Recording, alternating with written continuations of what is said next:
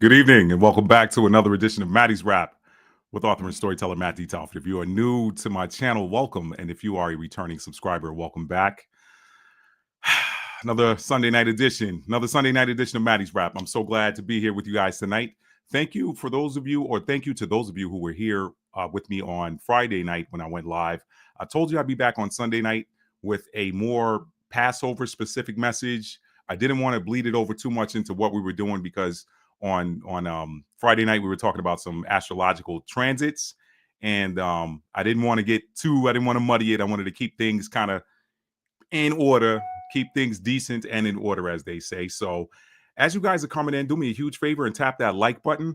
What hitting the like button up front does for me, it helps me a lot because it triggers the algorithm and it lets more people know that Matt D. Talford is live. So thank you so much. Now, I'm going to get started with, actually, I know the last time I went live, I told you guys that that I would be, for those of you that are watching this on demand, I told you guys that I would be trimming the song out because I figured that perhaps YouTube would give me a copyright notification that said, hey, you can't use this song, or this video is not playing in these locations because this song is copyrighted or whatever.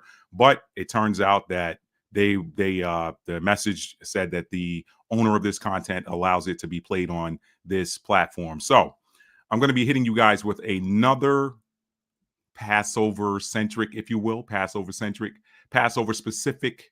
type of gospel song. And listen, I know there's some people out here that have been owning the narrative for a long time that might say, well, that's not a Passover song, that's a Christian song. Well, guess what? We back, baby, and we taking our narrative back. So you no longer get to dictate what is a Passover song. All right. Yeah, I said that up front. Now, and if you're offended, listen, I'm sorry. I'm not here to offend, but I gotta say the truth. All right. The truth is the truth. And as one of my favorite soul sisters says, Anya, shout out to you if you're watching this. She always says the truth don't need no proof. All right. So let me do this. Let me get a song up while we're waiting for some more people to join. And then we're going to get this party started, family. Thank you guys for being here. You are watching Maddie's Rap with author and storyteller Matt D. Talford. And if you're a hater, it's Matt D's Talford. If you're a hater, all right. Now, and y'all know what that means. I ain't gotta go into detail with that. All right. Now, I gotta play this song, y'all, because this is my favorite song of all time across all genres. And by the way, for those that are new, that are tapping in for the first time, watching me for the first time, I do a lot of scripture analysis and a lot of scripture interpretation and a lot of scripture breakdown on this channel. However, I am not a religious person, okay?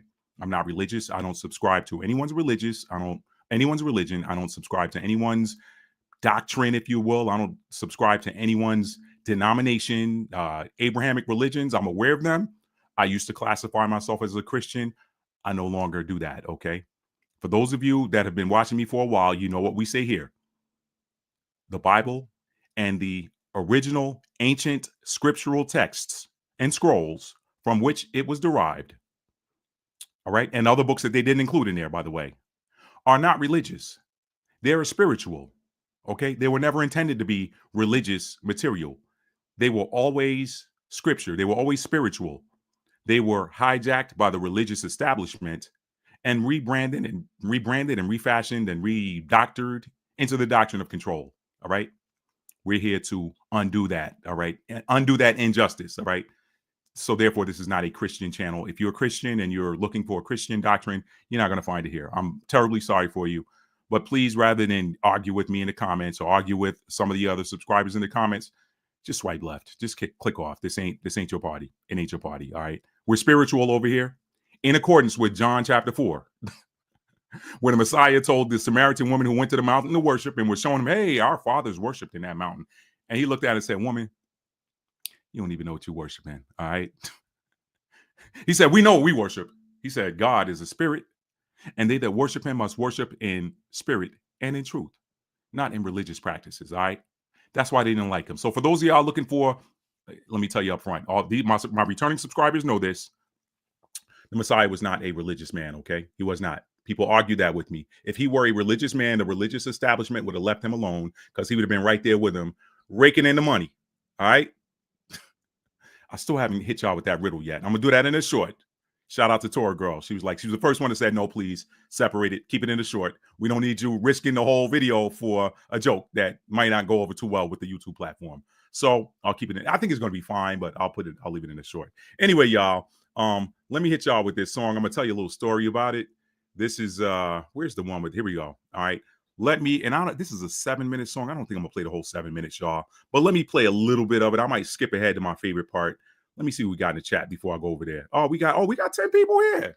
We got 10 people here. Let me skip ahead to my favorite part in this song, y'all, and then I'm gonna tell you a little bit of story, and we're gonna get it going. What's up, Hot Shot? Thank you for joining. Ali Rule, Karen, y'all, thank y'all for being here tonight. Thank y'all for being here. Mariah, Stella, thank you for being here tonight. All right, let me hit y'all with a little bit of this song. All right, here we go. This is my favorite song of all time across all genres. 5 words you pronounce wrong. Okay, and not this ad, by the way. I had to mute it. Y'all don't want to hear that. Okay, here we go. Let's get it crunk. Y'all. Let's get it crunk. Favorite song all time, y'all. All time. And for y'all hardliners, I know his name wasn't Jesus. I know that, all right? But it worked then, and believe it or not, it still does. It's about intent. Here we go. Y'all get plugged in. Get crunk, y'all. Get crunk.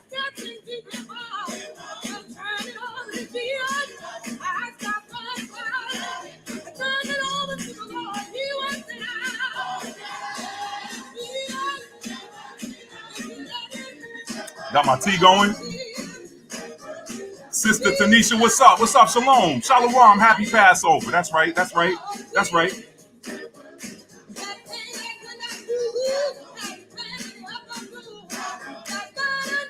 Get it crunk, y'all. Come on in.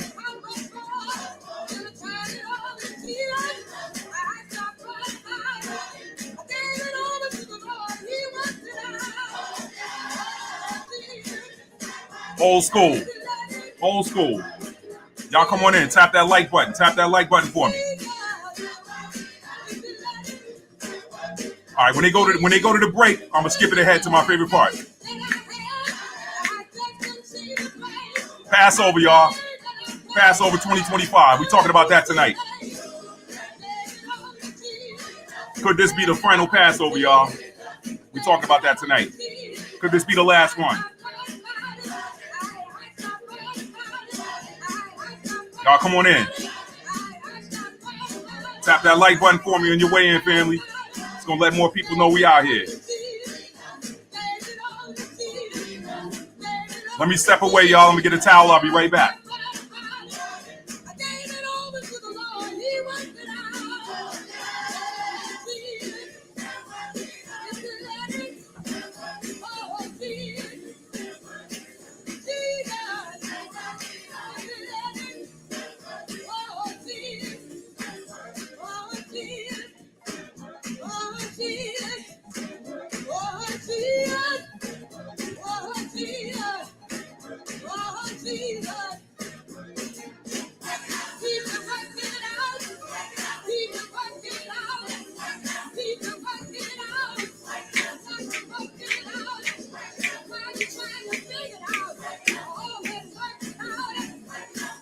Y'all come on in.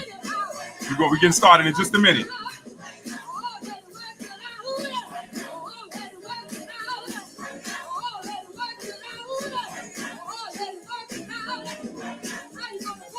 And I can't cut this from the video because it's live, but it's all good.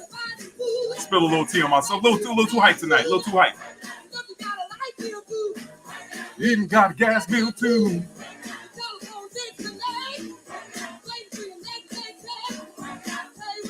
Would you say, Hot Shot, that was your favorite too? Yeah, that's what I'm talking about. Yeah. That's right.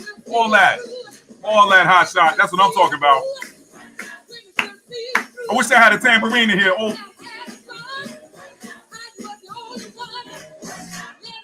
That's my favorite part when they take the music out and just hit that drum.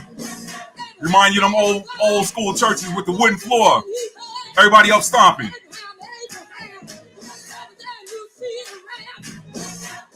Whose story is that, y'all? Put it in the comments.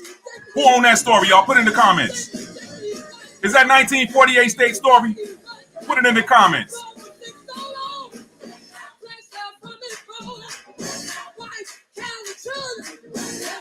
Is that 1948 state story, y'all? Nah.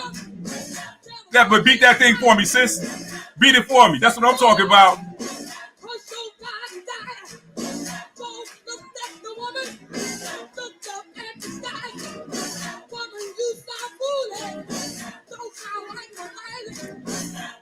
All right, I'm gonna skip to my favorite part.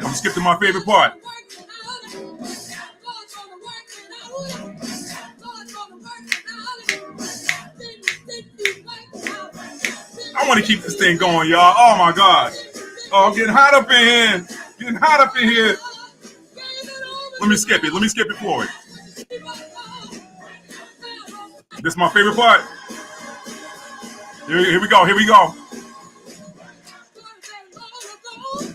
Passover. Y'all pay attention. That's right, hot shot. That's our stuff. We getting our stuff back. We taking it back.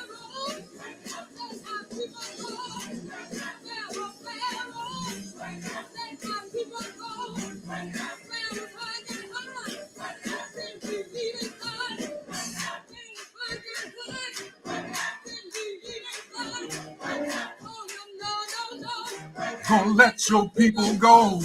Gonna let your people go. Gonna let your people go. Red Sea, red. Water roll up on both sides. Soldiers tried and they drowned. Didn't he work it out? All right, y'all, I'm gonna take it on down right there. I'm gonna take it down, y'all. It's my favorite part. It's another whole 2 minutes on that song, y'all. But I'm gonna take it down right there. What's up, family? Y'all come on in. Want to get y'all hyped up with me before we get started on this Passover 2025 message, y'all. So let me tell y'all a little story. I'm gonna kick this thing off with story time because y'all know what we do over here. It's Matt D. Talford, world famous author and storyteller Matt D. Talford. All right.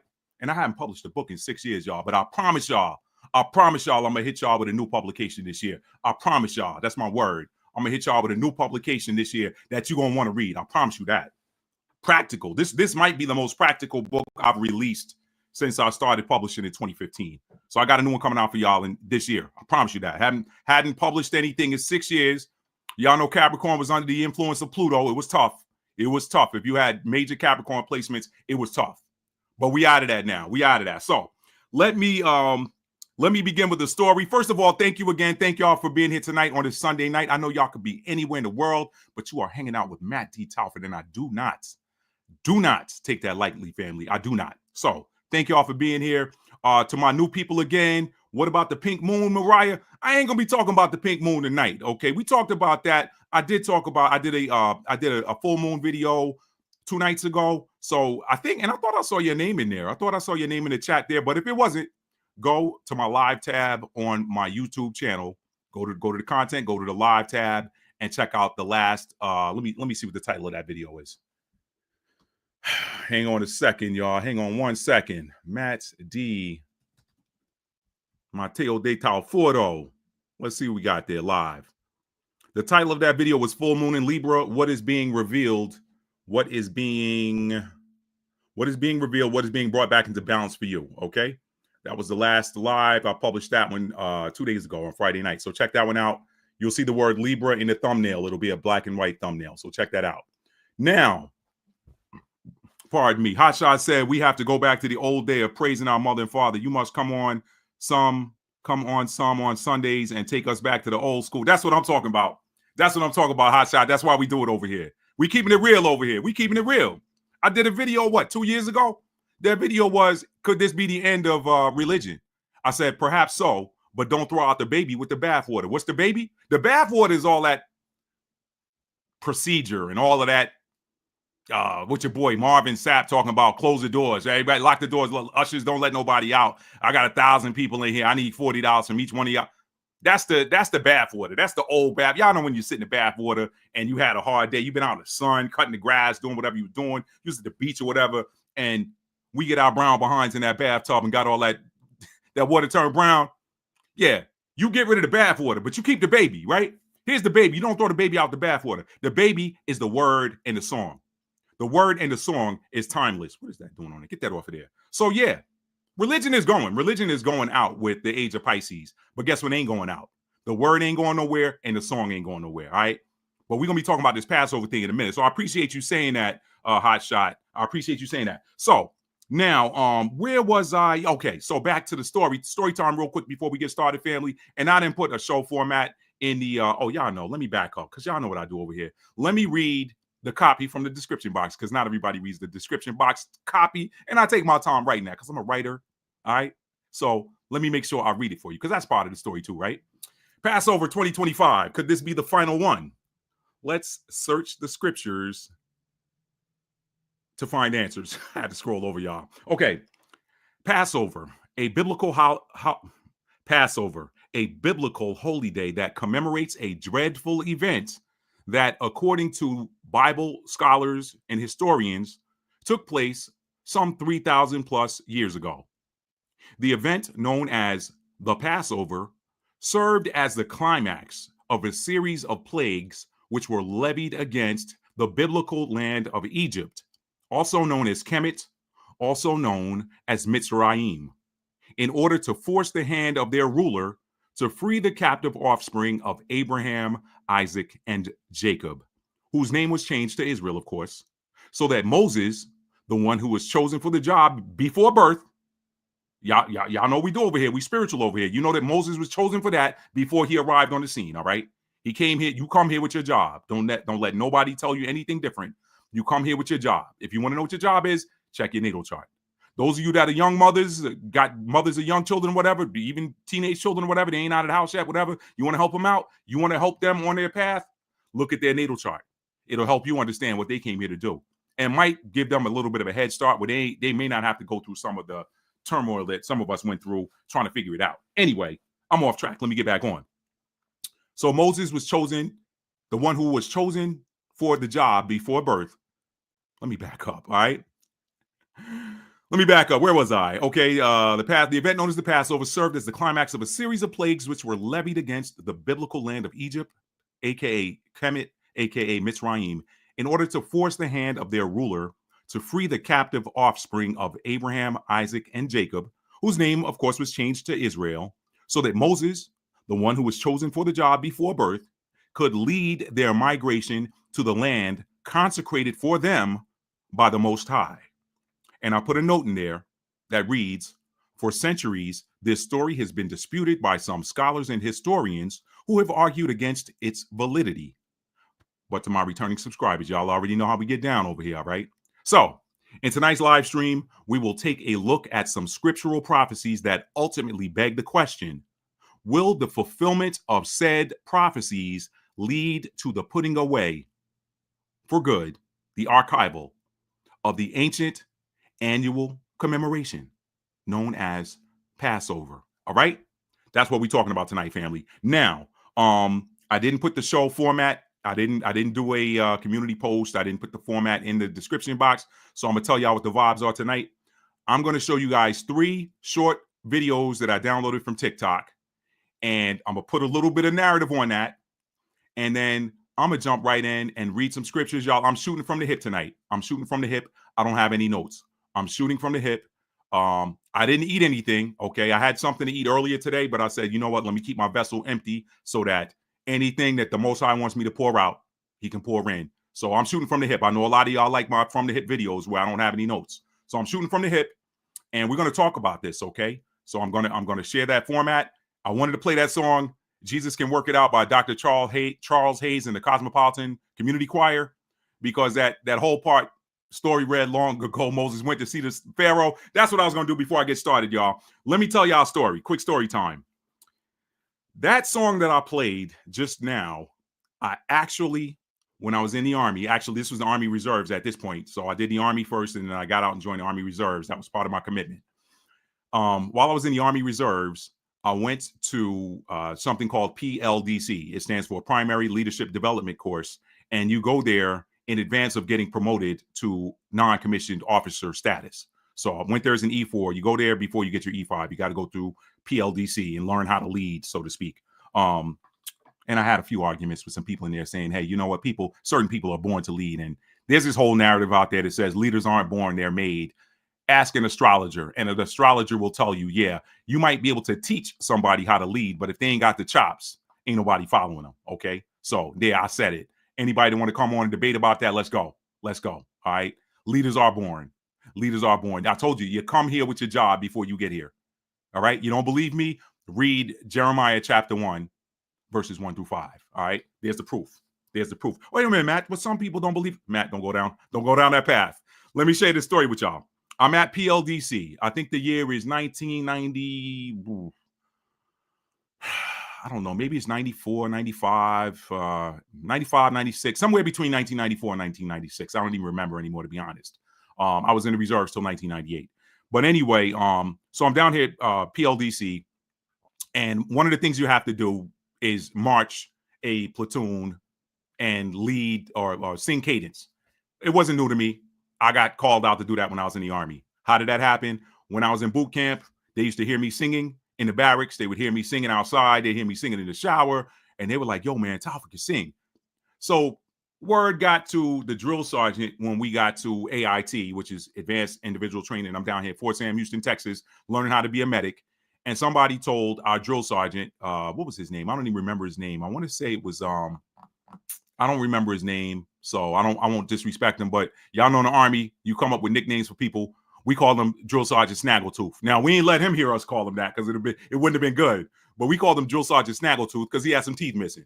So and he thought he was smooth. He was smooth. We give him his credit. He had a smooth cut. You know, he still was pulling the ladies, even though we called him Drill Sergeant Snaggletooth. But anyway, they went and told Drill Sergeant Snaggletooth, hey, Drill Sergeant, you should let Talford march the platoon. And y'all on Friday nights, I was going over to the little club there at the on post called the Hacienda because they used to do an Apollo Theater style talent show every Friday night.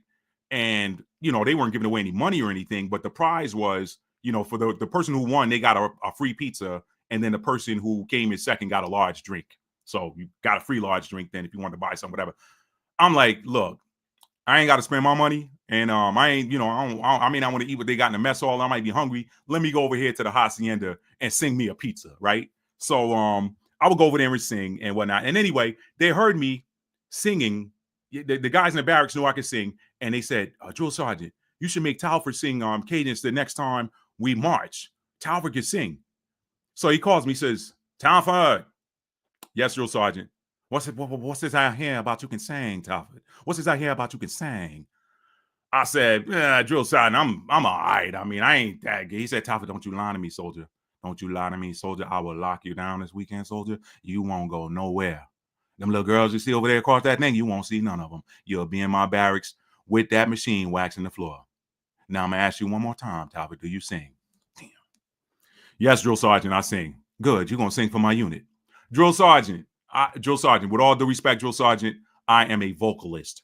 I cannot sing cadence for a 104-man platoon, okay? 104 soldiers, y'all. When we marching 9 to the front, 6 to the rear, 4 across, okay? So if you got 104 soldiers in your platoon and you marching 4 across, that's 25 ranks of 4 files of soldiers, okay? 25 ranks of 4 soldiers going across. 26, because it's 104. 26 ranks of soldiers, y'all. And you got to march in the middle. And when you marching, sometimes a unit that big, you turn it around marching backwards so people could hear the cadence and whatnot. And you just out there, you got to really project. And I said, Drill Sergeant, that could ruin my singing voice. He said, you want to ruin your weekends or you want to ruin your singing voice? I said, Drill Sergeant, I don't want to do either one of them. He said, you sing it, Talford. Yes, Drill Sergeant. All right, boom. So they heard me singing. I'm singing. That's how it started. Anyway, I took y'all all the way around the block to get you to the house next door. That's what I do. My regulars know that. If you know, my regulars know, I'm going to take you around the block and show you the neighborhood. And then we're going to go to the house next door. All right. So fast forward to 1994 to 96, somewhere in between there. I'm at PLDC. I'm at, I forget the name of the installation, but it's not too far from Fort Jackson in South Carolina. And I got to sing. I got to sing cadence. And y'all, one of the things back when I was in, I can't speak to what the modern army does. I've opened up a few videos on YouTube and listened to them singing cadence. And I'm like, man, they whack. No disrespect. No disrespect. But if y'all will allow veterans to come in, I'll throw on my hat. I still got my BDU jacket. I'll come in there and I'll march y'all platoon and teach y'all some dope cadence, all right? If y'all allow it, all right? I am a veteran, card carrying member, all right? But anyway, they can't compare to us, y'all. So I'm like, one of the things that made it a cool experience when I was in was you wanted to be the unit that sounded the best singing cadence. Because when you sing it, you marching around the installation, people hear different units marching and they know they got certain drill sergeants that, like, when that drill sergeant is singing and he's singing for that unit and they singing that cadence, they like, yo, man, we gotta top them. They sound good, blah, blah, blah, blah. So I'm marching, it's my turn. I'm like, y'all, we gonna show out. I'm gonna sing, I'm gonna teach them a cadence they never saw, never heard. That cadence, y'all, was that song I just played. I taught the unit, Jesus Can Work It Out. I did. And I'm gonna give y'all a little taste of what that sounded like, right? So there are some cadences that you sing when you're in the Army where when you're marching, you're clapping and you're singing. You do that sometimes. Most people don't. They just march and they sing. But the cool ones, the cool drill sergeants, they teach these cadences where you're clapping when your left foot hits the ground. So, and then they sing, it's like a call response. They'll sing something and then the unit will say something after it. So, y'all, I taught them Jesus Can Work It Out. Let me push the microphone back a little bit, turn the game down a little bit, y'all. I'm gonna give you a little taste of it. I probably should have gone and put my hat on for y'all, but you know what? Let me do it. I'll be right back. Story time with Matt D. Talford, y'all.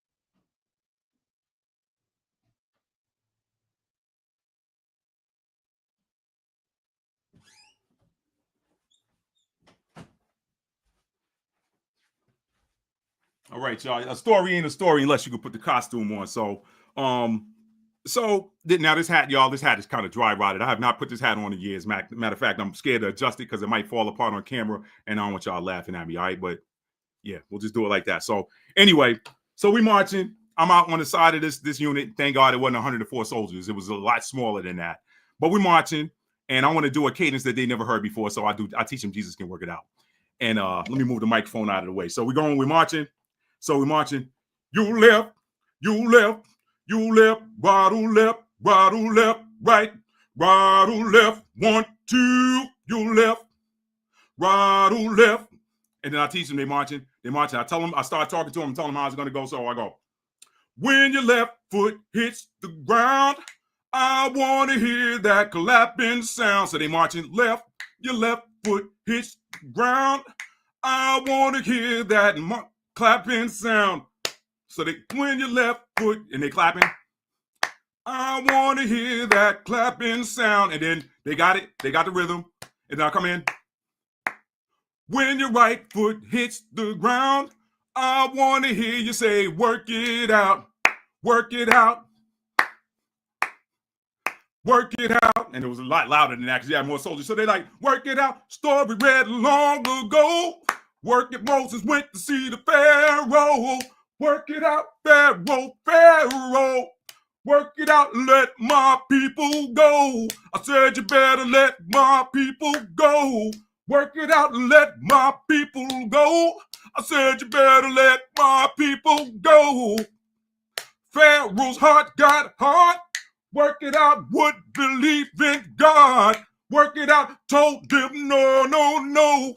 Work it, gonna let your people go. I said you're gonna let your people go. I ain't gonna let your people go. Work it out, Red Sea, ready to rise. Work it out, water rolled up on both sides. Work it out, water rolled up on both sides. Work it out, you got it, cause it did come down. Work it out, the soldiers tried and they drowned. Work it out, did he work it out? Y'all. When we got back to the barracks, they were like, yo, Talford, where'd you learn that cadence? We've never heard that before. Man, everybody's talking about us, man. It was so cool. Where'd you learn that cadence? I said, church. Yeah, that's a true story. That is a true story, family. So I wanted to share that with y'all. That was a little fun thing, little fun fact about that song that I played here early on. So I just wanted to give y'all that. Faithful and True said jogging tempo. That's right. That's right. That's right. Thank you, Hot Shot. Thank you, Hot Shot. So they didn't know, but they knew then. And other people's like, hey, can you teach us that kid? Nah, man, y'all, nah, y'all don't need to know about that. That stays with our unit. So for as long as PLDC lasted. But anyway, I wanted to share that with y'all. So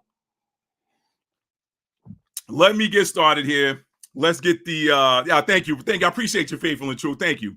So let me get the video started, y'all. Let me go get this thing started right. All right. So man, that thing worked up a little sweat in here. Y'all don't know if I should turn the lights off or not. Good Lord. Let me turn this light off. Hold on. That'll help. That light's a little warm. So, all right, family, here we go. I'm working up a sweat up in here. That just brought back memories there. Hey, Uncle Sam, if y'all see me, don't be trying to put me back in, all right? I'll come march the soldiers, teach them a new cadence, get them motivated, but don't try to put me back in there. Now, so let's put some video up, y'all. Thank y'all for being here. Let me read some final comments, and then we're going to get this thing started. Let's see. Let's see what we got here. She said, yes, it feels different from all. Okay. I'm thinking you're talking about this particular Passover. That's what I think you're talking about here. Okay. Let's see. Faithful and true. Thank you. She said, I graduated field medical school in Cali, Pendleton. Okay. All right. Wow. So field medical school in Cali. Camp Pendleton. Oh, is that Marine Corps? I'm guessing that's Marine Corps, Navy Corps, Navy Corpsman. Let's see, because we were doing it at Fort Sam Houston. Now that was like 30 some years ago. I don't know if they're still doing it at Fort Sam or not. I've been really disconnected. But anyway, they used to compete as cadence callers. Yep, that is so true. Said, however, in boot camp, I was part of a silent division. Everything we did was silent from beginning to end. Wow. Okay. Like them silent color guards and the honor guard and all of that, and what is it, the Tomb of the Unknown Soldier, that sort of thing. Thank you so much, Sister Tanisha. I appreciate it. I read that one, jogging tempo. Should have recorded that. I appreciate that. All right, y'all. Green side Navy. I got you. Okay.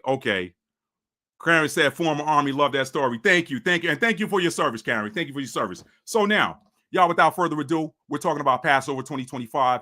I'm going to kick it off with 3 videos here, all right? And thank y'all for being here. Thank y'all for listening to the stories. I'm a storyteller, so if I'm not telling the story and entertaining y'all, I feel like I'm not doing my job, all right? I know y'all don't want to just come on here and see a dry live, because y'all could, I ain't gonna say it.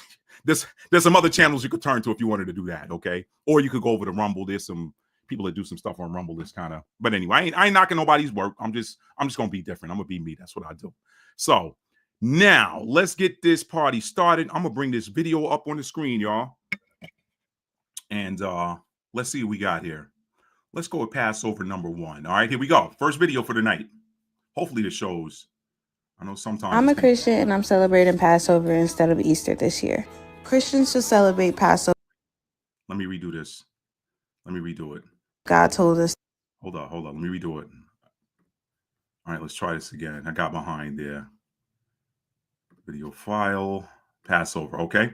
3 videos, and I'm gonna come in with some commentary, and we're gonna hit some soldiers, not soldiers. We're gonna hit some commentary. I'm gonna talk some scriptures, and then I want to hear from you guys because this is open dialogue tonight, y'all. I don't have any notes. This is open dialogue. Here we go. I'm a Christian and I'm celebrating Passover instead of Easter this year. Christians should celebrate Passover, 1, because God told us to, 2, because it's a time to celebrate God saving his people, and 3, it helps us honor Jesus for giving his life and saving us too. It also helps us understand the Bible better and reminds us of how much God loves us and takes care of us. So I hope you choose to celebrate Passover this year. All right. It's Passover number 1. Let's go to number 2. I'll hold commentary till after we played all 3 videos because y'all know Capricorn energy. We recognize patterns and we speak on them. So I want to see y'all. Want y'all to see something. Here we go. The Passover is today. We are about to start soon. Once my sister get here, have all the stuff prepared, the greens, which is the bitter greens, the wine, and also grape juice for those that don't drink wine, the sweets, and it's just a lot of different things that I had to make. The matzah, which is the unleavened bread. So that is when they had to make the bread fast, but they couldn't wait for it to rise up. So that's why we do that. So basically you go throughout the story of Exodus and how God took them from the 400 years of slavery to the promised land. It's a very, I don't know, it's really deep. Like, it's really deep, and it's really like an emotional roller coaster, really. So I'm excited. Yeah, let me know what y'all think about Passover. Have you ever celebrated? Have you ever observed it? First time doing Passover was last year. This is the second year. And yeah, I'm excited about it. My sister just got here. Yup. Hi. Dang, Teddy. Right. Hi, bud. I'm very excited. Hi. Look at him.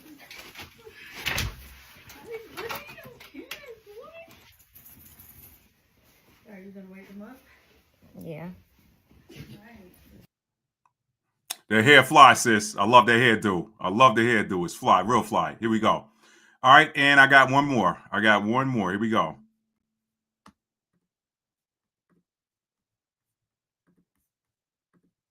Blood on your doorpost, we about to get redeemed. Take this thing, walk like Christ, put these shoes on your feet. It's the Father Passover, make sure Christ in me. One hand of greed is like Nathaniel, that's that light indeed. This blood in your life, so we gon' get eternal. Keep on crying, he sending pledge, how that mean he urge you. When you stay on this narrow, they gon' try to carry you. Bear this burden with your cross out, but we gon' serve you. That blood atoning for our sins, fight this good fight. Without that blood, ain't no remission, no good right. How you get it? All right, that's all three videos. Brother Jay, what's up, Jimmy? What is up? What is up? All right, so now let me tell y'all what I noticed and what is one of the inspirations behind the title. Could this be the final one? The question in the title, could this be the final Passover? And shout out to you, Mariah. I see that you said Pascoa, y'all call it Pascoa in Brazil. Very nice, very nice. And that probably is a lot closer to what is it? Pishak, I think is the word they use in modern Hebrew for it. So that's Pescoa, Pishak, Passover. Very, very similar energy there. So anyway, and yes, I do use cassava flour as well. I do. So thank you for adding that. So let me tell y'all why I put that question in the title. Could this be the final one? I'm going to start with those three videos I just showed. What I noticed. Let me begin with myself. Y'all that saw the live stream on Friday night, shout out to you. You know, I touched a little bit on this topic and then got over onto the, how was that Venus retrograde? How did that affect you? And how did the different moons, what did the full moon in Libra, how would that full moon in Libra affect you based on where you have Libra in your chart? What house you have Libra in your chart? That was pretty much the crux, but I did touch a little bit on Passover. And one of the things I mentioned on that night is that for some reason this year, I just was in this energy of that, hey, you know what? For the first time in my life, I am recognizing Passover. And as a recap from that video Friday night, I shared with you guys that when I was a little boy, my grandmother had us recognizing and honoring the Sabbath every week for a very long time, until we got deep into the Christian religion and, being Pentecostal holiness and got more away from the Sabbath stuff and got more into Sunday stuff. And eventually the Sabbath keeping just kind of fell off. But it just reminded me that practice of paying attention or being mindful of the Sabbath was passed down to my grandmother from her mother. So it was passed down. It kind of, looking back, it really told me who we are as a people, but I didn't even know it then, because when you're little, you just do what you're told. So, but we never kept kept Passover or anything like that. And I was raised in Long Beach, New York, which is Long Beach, first of all, is a great town to grow up in back in the 70s, early 80s. It was a great city to grow up in. right there on Long Island. Long Beach itself was an island. It connected to the mainland of Long Island by 3 bridges. So great place, great childhood growing up there until I moved down south. But one of the things that was profound in my childhood was going to elementary school with children of different religious denominations. And it's so funny, just as a recap, how, you know, when you're so-called black or so-called Hispanic, you just whatever, you just go to church, right? You don't tell anybody I'm this, I'm that with regards to religion. But in school, the so-called white kids or the Caucasian children, they were like, oh, I'm Catholic or I'm Jewish. That was how they identified. They didn't identify with their skin color. They identified with their religious faith. And the Jewish kids, they went to something called Hebrew school once a week. And if I remember correctly, it was Thursday. Every Thursday, they were pulled out of class and they went to Hebrew school, which was dedicated set of classrooms inside the school where they learned Hebrew and they learned about the Judeo faith or whatever. And, you know, they learned about Israel in 1948 and all of that stuff. And I would ask my friends the next day when they would come back and they would tell me, hey, this is what we learned. And, you know, in Long Beach, New York, they recognized all of the holidays, all of the Catholic holidays, Christian holidays, and Jewish holidays. So we would be out of school for like Rosh Hashanah was like a holiday, it was a school holiday. So we didn't have to go to school on Rosh Hashanah. So it was kind of cool. We had more holidays, so we stayed in school later in the year. Like down south, we were getting out of school early part of June. New York, we were getting out of school late June and going back to school in September versus August here in the South. So, you know, you would hear stuff about Passover, and, you know, I just learned from the kids I went to school with, but it wasn't anything that we recognized because we grew up Christian, you know, Pentecostal to be specific. I had cousins that grew up Baptist. They went to a Baptist church in town, and we didn't do those things. But for some reason this year, y'all, I just felt this urging to observe Passover, and it has never hit me. So today, as I'm getting ready for this video, you know, I'm reading some scripture and stuff, and you know, I decide to go into TikTok and just see what are the people saying. And y'all, it blew me away the number of videos I saw with us recognizing Passover this year. And I've not seen that in any other year. Now, keep in mind, I know there's some people that might see this video that claim allegiance to or pledge allegiance to a Hebrew Israelite camp or whatever, and they keep all of the holy days every year and that. But I'm not talking about that. That's not representative of mainstream us. I don't even like saying black America's black. What is black? I did a video talking about, you know, what simple bags of flour can teach us about race. If you want to see that, I'll put a link in the description box if you've never seen it. But our ancestors didn't call themselves black. They didn't identify as black. That's why I don't like to say black Americans, Afro-American. None of that. Definitely not Afro-American because we were here already. Our ancestors were already here. They didn't come here. Most of the overwhelming majority of us didn't come here across Atlantic Ocean on slave ships. Now there's a small percentage, but it wasn't no millions. It wasn't no millions. That number was probably in the thousands. History books lie to keep your mind locked up and make you think that you're weak, when the reality is them warriors on this soil were fighting probably right up till the end of the Civil War. We're fighting the oppression that was happening. Okay. Anyway, they don't want you to know that because they don't want you to know how strong you are. They rather you think, oh, you're weak and keep your head down. Yes, sir. Yes, sir. Nah. We ain't about that life. We ain't about that life. That's what they taught. Anyway, I don't want to go down that tangent. Anyway, so it was fascinating to me to see so many, and I could have shown y'all a dozen videos with brothers and sisters keeping Passover, or at least recognizing it and trying to do it the best way they know how this year. And I just was like, wow. And for me, it was like, okay, wait a minute.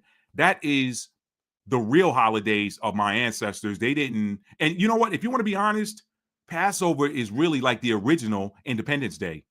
If you want to be technical, Passover is the original Independence Day.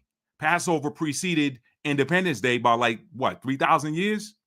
So that July 4th Independence Day, the Declaration of Independence, that Declaration of Independence was Moses saying, look, I am that I am said, let his people go. So that's what I'm here to do. Where you gonna go? You ain't got to go home, but you got to get the hell up out of here, right? That's what it was. It was one of them types of parties.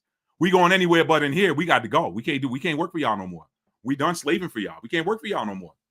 So Anyway, that was the original Independence Day was Passover when you want to think about it. But when you know who the original Israelites were and are, then you know. So why is that significant this year? And why did I tie that to this narrative? Could this be the final one? It leads to scripture. It leads to scripture. Now, those of you that were on that live on Friday night, you saw me read the scripture from the second chapter of Baruch, and I'll bring it up because I can show you better than I can tell you, right? Let me go ahead and bring it up. All right. As a matter of fact, it's right where I left it the last time. So let me share this to the screen. Thank y'all for being here tonight. Baruch chapter 2, beginning at verse 29, going down to verse 35, which is the end of that chapter. If you will not hear my voice, surely this very great multitude, let me make sure it's shared to the screen. It is, okay. Let me get rid of that little, that StreamYard thing is kind of in the way, but not so much. It's fine.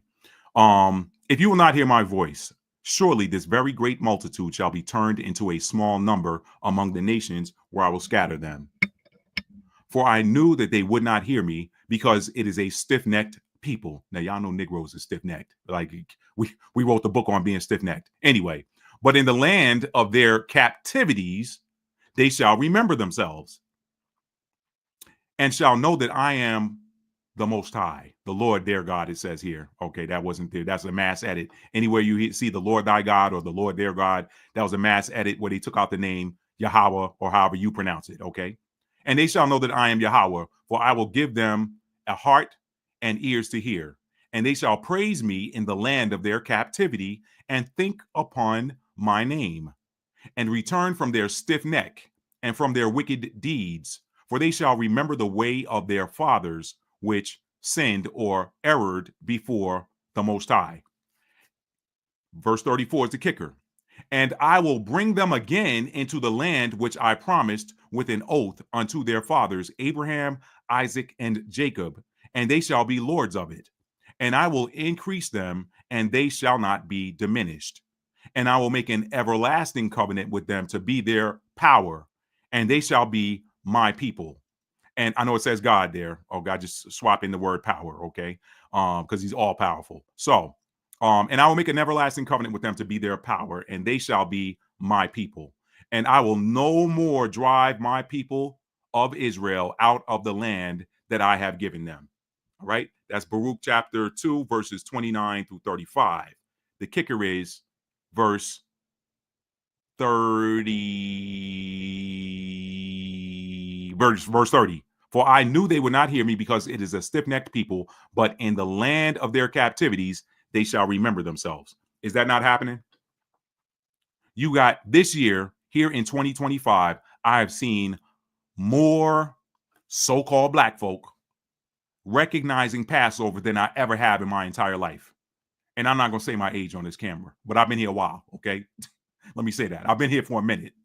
I've never seen this many Negroes, so-called black folk. Some call them Israelite, if you want to go with that. I don't get hung up on that name anymore, y'all, because Isaiah chapter 63 says that name is going away. That name is corrupted now. It's sullied. You got people calling themselves that who are not that. So I don't get caught up in it. I'm like, you can have that name as a new one coming. It's fine. You took it, keep it. It's about to be out of style. You took them bell-bottom pants, you can keep them. They about to be out of style, all right?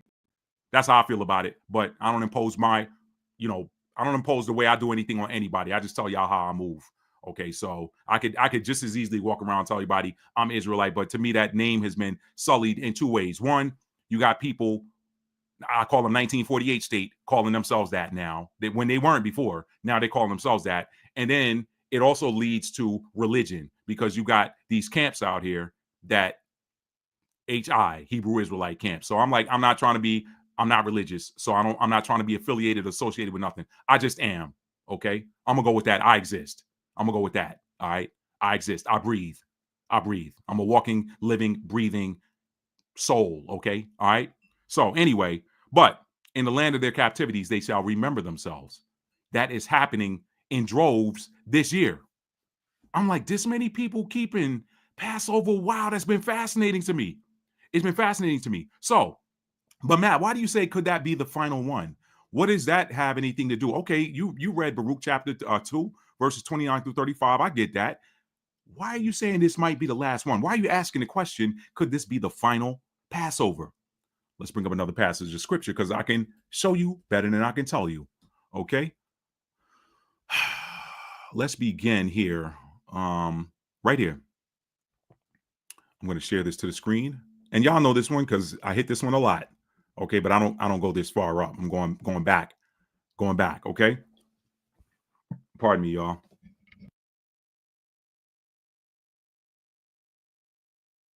Thank God for a mute button, right? Y'all ain't want to hear that. Anyway, Jeremiah chapter 16, verse, I'm gonna start at verse 14. I'll probably go all the way to the end, but what's the particular part is right here. This answers the question. I could pretty much shut it down with this and not read any other scripture. This would by itself stand alone to be enough, but I got some other ones lined up. Jeremiah 16, verse 14. Therefore, behold, the days come, saith the Most High, that it shall be no more said, the Lord liveth, that brought up the children of Israel out of the land of Egypt. Verse 15, but the Lord liveth, that brought up the children of Israel from the land of the north and from all the lands where he had driven them. And I will bring them again into the land that I gave unto their fathers. All right. I could stop it right there with just those two verses. I could stop it right there. Therefore, behold, the days come, saith the Lord, that it shall no more be said, the Lord liveth, that brought up the children of Israel out of the land of Egypt. But the Lord liveth, that brought up the children of Israel from the land of the north and from all the lands where he had driven them. And I will bring them again into the land that I gave unto their fathers. All right. Now, the first part of that, verse 14, is the story of Passover. He said, no more will it be said, the Lord liveth, that brought up the children of Israel out of the land of Egypt. That's what the Passover story goes with. So if it's transitioning from that to, but, let's bring it back on the screen.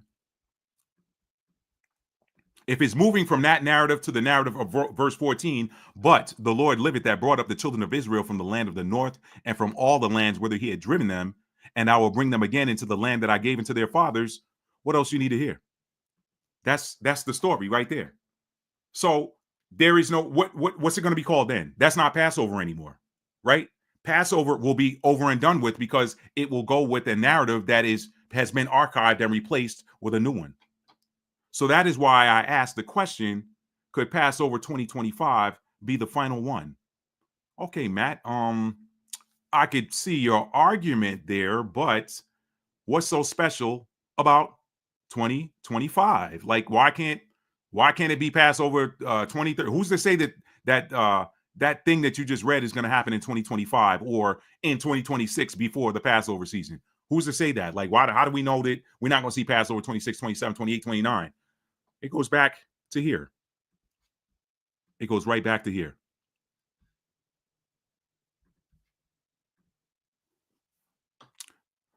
Verse 30, for I knew they would not hear me, because it is a stiff-necked people, but in the land of their captivities they shall remember themselves, and shall know that I am the Lord their God, for I will give them a heart and ears to hear, and they shall praise me in the land of their captivity. Keep Pesach, aka Passover, and think upon my name. What is his name? Well, should we be calling him God? Like people saying the Most High now? That's thinking about it. Verse 33, and return from their stiff neck and from their wicked deeds. Man, what is we out here doing, man? We acting like crazy folk. We can't do that.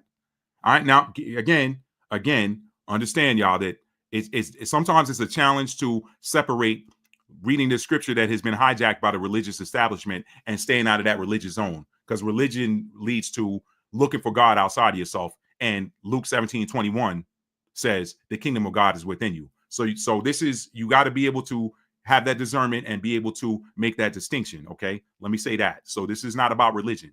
Okay. But again, verse 32, and they shall praise me in the land of their captivity and think upon my name, giving thanks, expressing gratitude. Just like I was talking about every full moon ritual. Every time I do a full moon video, the ritual is what? Expressing gratitude and thanks for the new energy coming into your life. Who are you expressing gratitude to? See what I'm saying? Verse 33, and return from their stiff neck and their wicked deeds, for they shall remember the ways of their fathers, which erred before the Most High.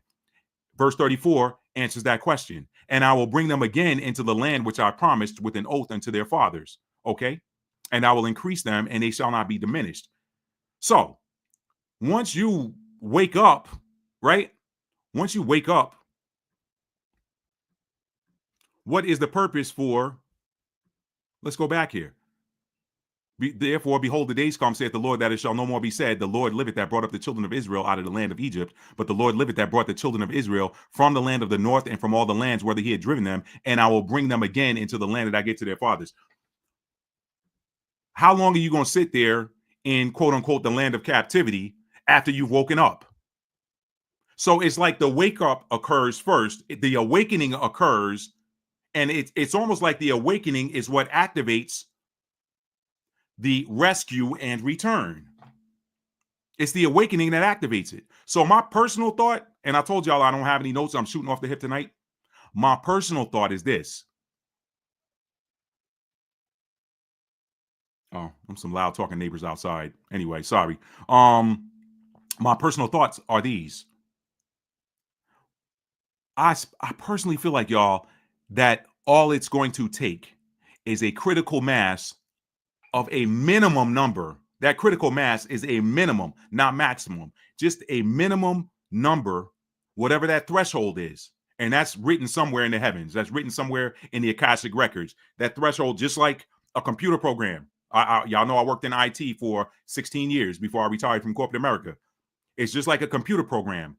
When you hit a certain threshold, it triggers another section of code.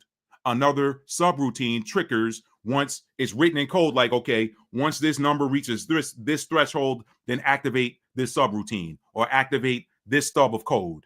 So I feel like once it hits, and I don't know what that number is, only the Most High knows. Once it hits a certain threshold of the biblical children of Israel waking up and remembering who they are, that is what triggers, okay, let's get everybody ready. Let's get the angels ready. It's time to go get them. It's time to go get them, because my word cannot return to me void. My word cannot return to me void.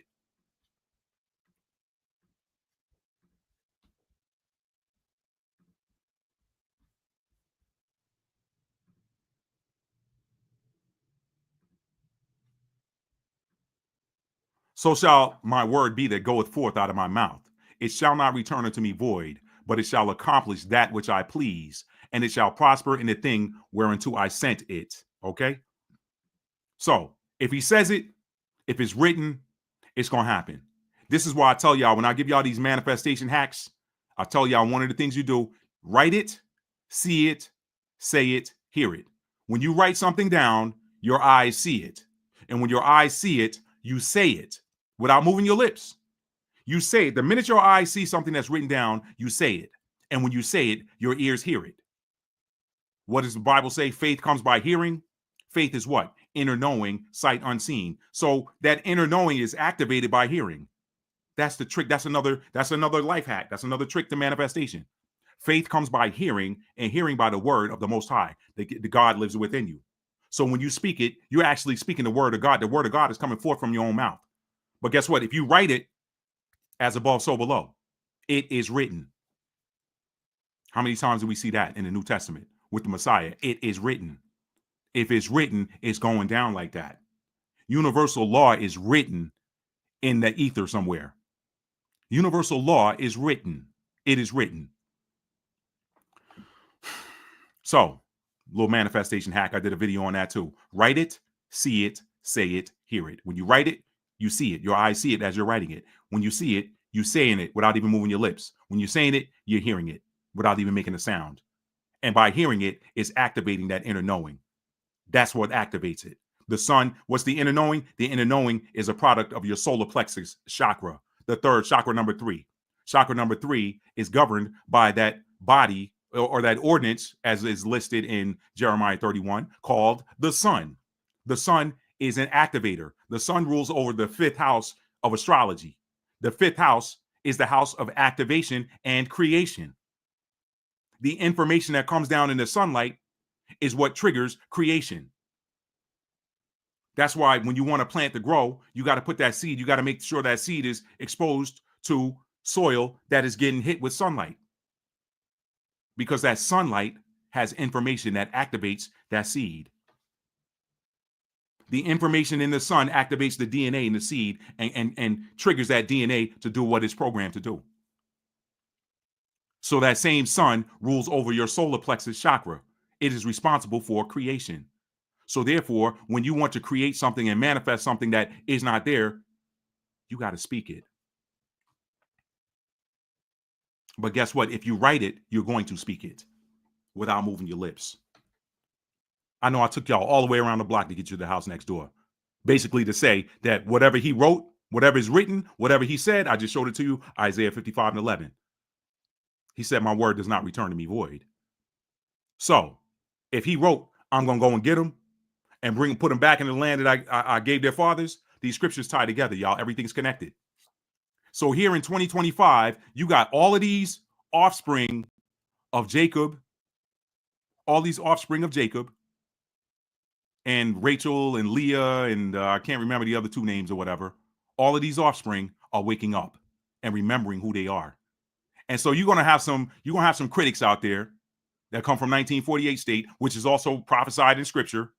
1948 is prophesied in scripture. I showed that to y'all 2-3 videos ago.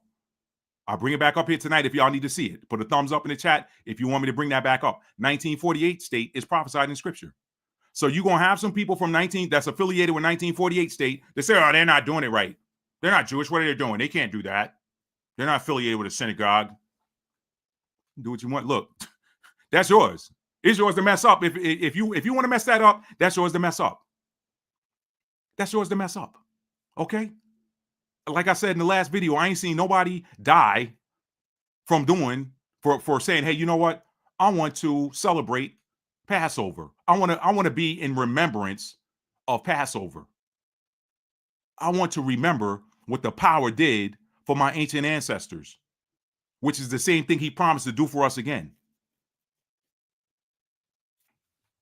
The same thing he promised to do for us again.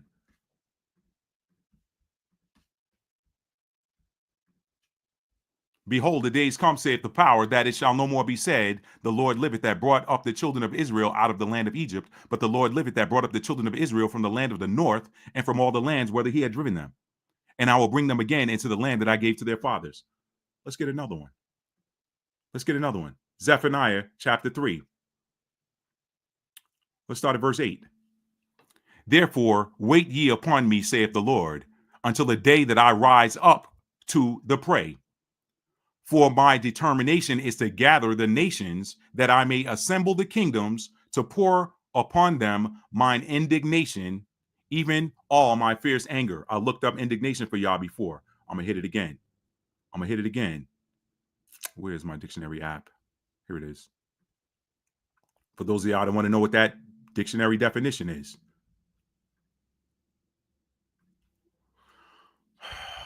Indignation.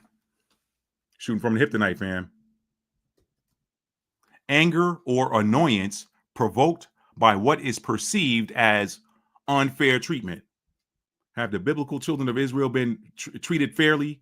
By and large, I ain't talking about, of course, you always got one-offs, but as a group, have they been treated fairly? I ain't gonna answer that for you. I'll let y'all answer that.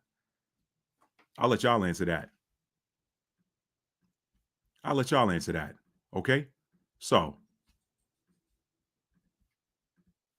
I wish I could tell y'all how I was being energetically fought to not go live tonight, but I'm here. This message is one of them. This is one of them like baseball tryouts when I was in high school. You go in that locker room after the day after tryouts and you looking at that list.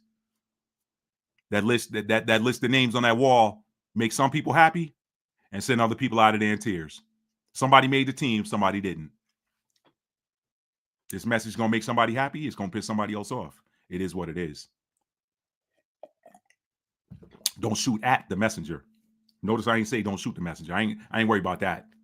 I got a whole league that's got, I ain't worried about that. I said don't shoot at. I ain't say don't shoot. That ain't happening.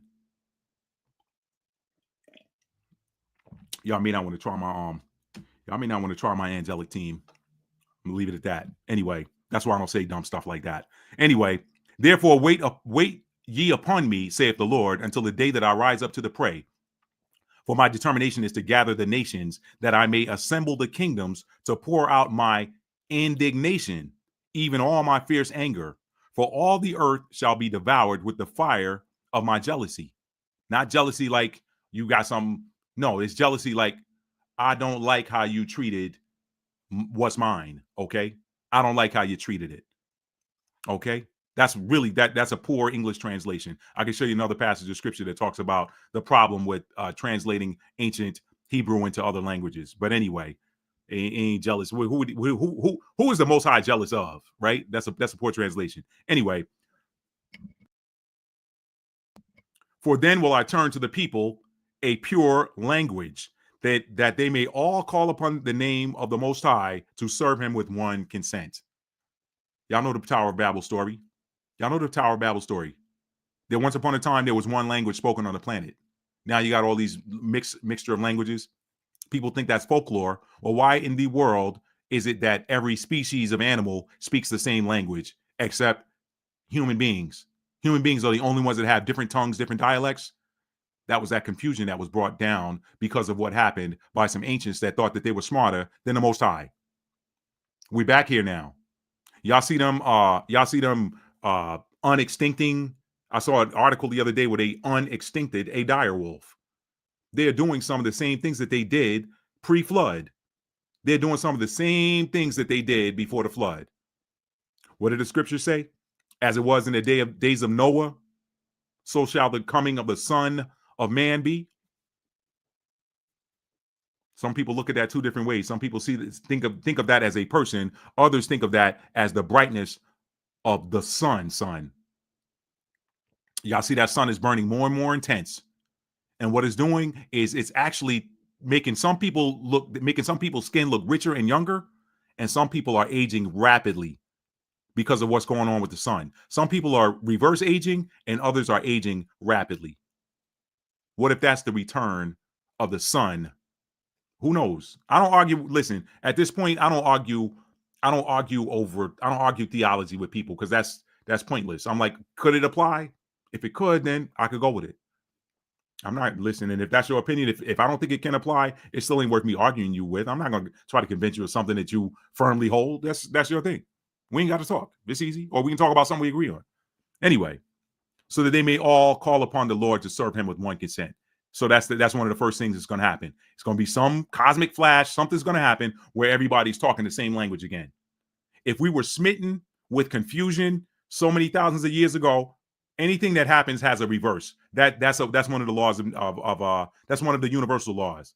For every action, there's an equal and opposite reaction. I don't know why in the world they put Isaac Newton's name on that. That was happening before he stumbled across it. Newton's third law of motion. For every action, there's an equal and opposite reaction. Newton just, don't even get me started on that. Anyway, verse 10. From beyond the rivers of Ethiopia, I did a whole video on this, y'all. I did a whole video on this. Once upon a time, the Atlantic Ocean was called the Ethiopic Sea and the Ethiopic Ocean. And you know that the ocean is nothing but a giant body of water with a bunch of rivers in it called currents. The Gulf Stream, that's a river. That's a river. That's a river in a body of water. That's all it is, okay? From beyond the rivers of Ethiopia, the whole African continent once upon a time was called Ethiopia. From beyond the rivers of Ethiopia, my suppliants, even the daughter of my dispersed, shall bring mine offering. So he's telling you where they're coming from. In that day thou shalt not be ashamed for all thy doings, wherein thou hast transgressed against me, for I will take away out of the midst of thee them that rejoice in thy pride. That's that 3D, 5D split we're talking about. That's that separation based on what frequency you are vibrating at. If you vibrating in that lower frequency, that's talking about you. I will take away out of the midst of thee them that rejoice in thy pride, and thou shalt no more be haughty because of my holy mountain. I will also leave in the midst of thee an afflicted and poor people, and they shall trust in the name of the Most High. So I told you, for every action, there's an equal and opposite reaction. In the same token that you've got people who are small in number here that are afflicted, kept poor, kept out of business loans, things of that nature, it's going to flip. But you know what he said? He said, they're going to trust in the name of the Lord. They're going to have to. They're going to have to. I told y'all, go watch Trading Places. The Eddie Murphy movie, Trading Places. That's prophecy. Okay. Verse 13. That scares some people, but it is what it is. Verse 13. The remnant of Israel shall not do iniquity, nor speak lies. Neither shall a deceitful tongue be found in their mouth. For they shall feed and lie down, and none shall make them afraid. If 1948 state was them, did that happen? No. Yeah, they feed and they lie down, but them jokers around them make them afraid. That's why they got all them air raid sirens. That's why they got to go to these rocket shelters and such when these sirens go off. That ain't you. If that's you, that ain't you. If that's you, if that's them, that ain't you. Because you're supposed to lie down and nobody makes you afraid. Sing, O daughter of Zion. Shout, O Israel. Be glad and rejoice with all the heart, O daughter of Jerusalem. The Lord hath taken away thy judgments. He hath cast out thine enemy. Cast them out of where?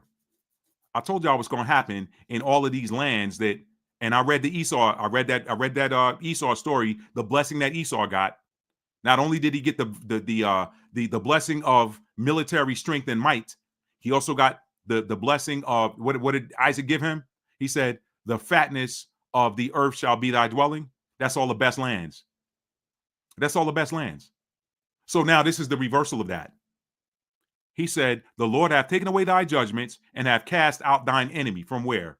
Out of everywhere that he's squatting on is yours. All that French Riviera stuff, all that's supposed to be, that's y'all house. Somebody else sitting in it. All the best beaches in modern Israel, that's y'all house. Somebody squatting in it. Yeah, this is making somebody mad, but you know what? Take it up with management. Don't come for me. Take it up with management. It's right here. Y'all can read the same text that I'm reading. Okay. The Lord hath taken away thy judgments. He hath cast out thine enemy, the King of Israel. Even the Lord is in the midst of thee. Thou shalt not see evil anymore. That means he going to be in the midst of the people. Is he in the midst of the people right now? They're fomenting a tale right now, telling you that this rabbi that's got this Damien from the Omen type power. Yeah, I said that. Dude look like a grown-up Damien. Oh, he's performing all these miracles. That's the King of Israel. That's the Lord that's in the midst of thee. Oh, so he God? Y'all see what's going on? Pay attention. That temple of heifers they trying to sacrifice and build this temple, they want to put him in it. That's who they building it for. Or trying to build it. Y'all know every time they try to build that third temple, go look at the history. They're making it harder to find now, but y'all can look it up. If you're diligent, you can find it. Every time throughout history they tried to build a third temple, the project never got finished.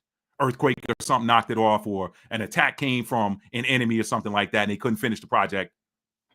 They've been trying to put that up forever. A bell ought to ring for somebody at some point. Say, maybe we ain't the ones who gonna build this place.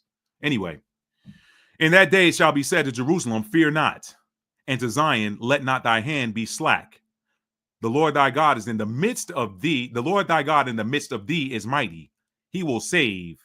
He will rejoice over you with joy.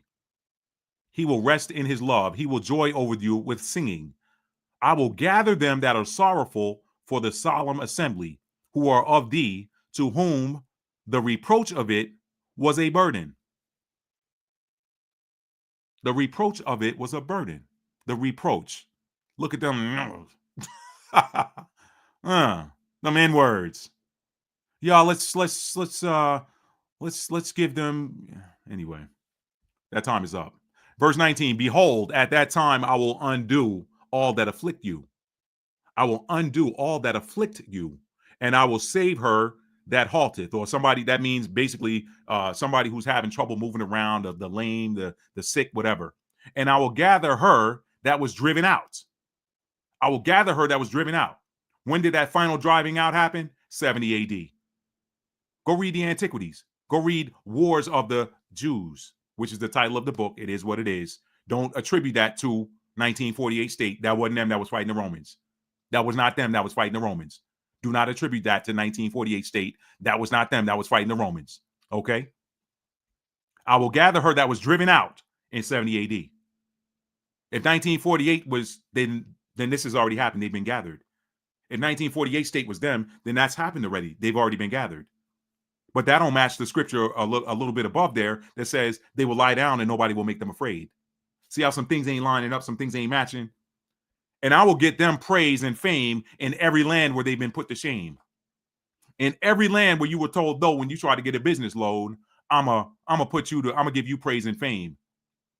In every land where you were blockbusted or redlined when you tried to buy a house, you couldn't live in certain neighborhoods, I'm gonna get you praise and fame.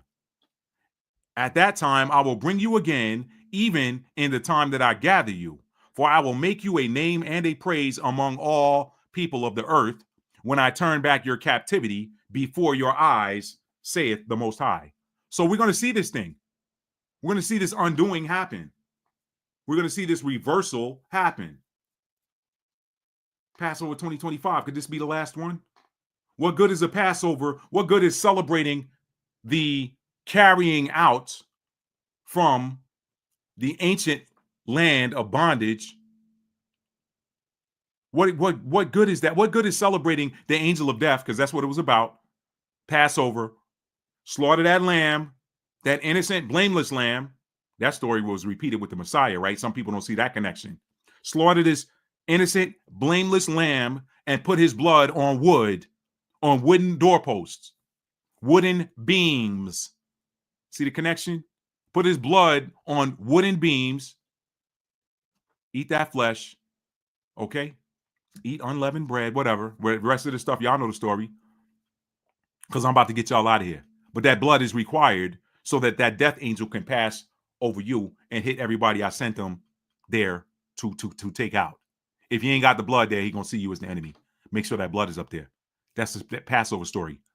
That story is going to be nullified and archived once the second Exodus has taken place. What is that second Exodus? I did a video on that. People came in the comments, came for me.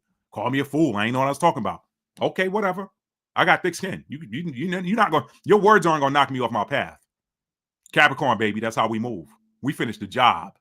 We get the order. We finish the job. That's Capricorn energy all day. You ain't going to knock me off my task with your words. You're not. So, what good is that story going to be once these other prophecies are enacted? What good is it going to be? You're not going to need it. That's why I asked the question, could this be the last one? I don't know. But going back to Baruch chapter 2, once you wake up, this is when these things are activated. What is that critical mass? We don't know. What is that critical mass? What is that minimum number threshold in order to trigger this next stub of prophecy? And all this Armageddon talk and people talking about all these people, all these nations are going to come together and go against the Jewish people and all this. Nah, that ain't what's going to happen. That ain't what's going to happen. They got allies right now. They got powerful allies. Okay? Nobody coming for them. I'm going to tell you what I think that looks like. What I think that looks like. After this prophecy is executed and he says, I'm going to move them out of the way that's sitting on your land and put you back in your land all over the planet. Let's not argue, brothers and sisters. Let's stop arguing. I see the comments. I see the videos all the time. Ancient Israel's in Africa. It's in South Africa. It's in modern day Kenya. It's in modern day Ethiopia. It's everywhere but where modern day Israel is on the map. I'm like, do you know that your enemies love it when you talk like that? There's some ancient energetic ley lines underneath that location that would probably activate you, and you activate that soil once a critical mass of you is on it. This is how these things work. You know why a lot of y'all chosen ones, a lot of y'all light workers are on this planet right now, why you were born in this time? A lot of y'all that's fed up with what's going on. A lot of y'all that's over it. A lot of y'all that were not included by people ostracizing you just because your light's shining bright. You haven't done anything to anybody. You know why y'all were born in this time? For that very reason. Y'all were sent here at this time just to be pissed off and be over it. Because you carry such a bright light in you and you carry light codes in you that once your anger bubbles up, you got that God, you got that source energy in you. Especially y'all with them 0-degree placements. I talked about that in another video. Look at your natal chart. If you got 0-degree placement, That 0 degrees is a degree of ether. That's direct connect. That's direct contact with the Most High. You ain't going through the water element. You ain't going through the earth element. You ain't going through the fire element. You ain't going through the air element. That's ether. That's direct. The ether is the element from which all things come and all things return. The ether. That's direct source energy. Look at your chart. Okay. Now, if you make sure you high vibrational too, because at this point, I can't say for sure that everybody with a 0 degree placement is direct source connect. I mean, some of you could be the dark side. I don't know. If there's a light side of the ether, there's a shadow side of the ether too. You can't have light without darkness. You can't have darkness without light. I'm just saying. Or a team you play for. You'll know the truth. You'll know the tree by its fruit. All right. That's why that instruction was given. Pay attention to the fruit. Don't look at the T-shirt that the tree is wearing. Don't look at the T-shirt. Pay attention to the fruit. This is why 1948 state people looking at them sideways now, because you're supposed to be bearing certain fruit. You're supposed to be bearing the fruits of the spirit. But y'all, I ain't gonna repeat it. I don't want this to be political. Y'all know what 1948 state. Let me pull that up. Let me pull that up real quick, because some of y'all new that didn't see that video, you don't understand that 1948 state was prophesied in Scripture. I'm gonna show you where to find it. I'm gonna show you where to find it right now. Shout out to those of y'all that memorized this one because you saw it on the other video. I'm gonna show it to you right now. It's found in Malachi chapter 1. The burden of the word of the Lord to Israel by Malachi. I have loved you, saith the Lord. Yet you say, wherein have you loved us? Was not Esau Jacob's brother, saith the Lord? Yet I loved Jacob, and I hated Esau, and laid his mountains and his heritage waste for the dragons of the wilderness. And verse 4 is the prophecy of 1948. Whereas Edom saith, we are impoverished, but we will return and build the desolate places. That's your whole prophecy of 1948 right there in that section of that sentence. Right there. Edom, you got to know who Edom is. Whereas Edom saith, we're impoverished, but we will return and build the desolate places. Did that not happen in 1948? Through the present? Thus saith the Lord of hosts, they shall build, but I will throw down. And they shall call them the border of wickedness, and the people against whom the Most High hath indignation forever. That's Malachi 1 and 4. That's the prophecy concerning 1948 state. Okay? He told you what he's going to do. They shall build, but I will throw down. That's right back here in verse 19. I'm sorry, in Zephaniah chapter 3.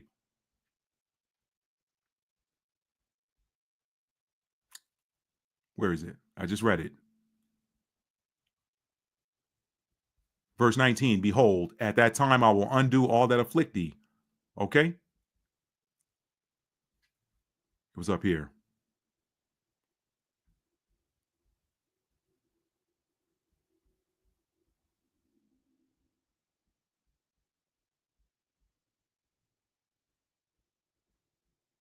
Wait upon me, saith the Lord, until the day that I rise up to the prey, for my determination is to gather the nations, that I may assemble the kingdoms, to pour upon them mine indignation, even all my fierce anger. For all the earth shall be devoured with the fire of my jealousy. For I will turn to the people a pure language. I know I just read this. Let's see.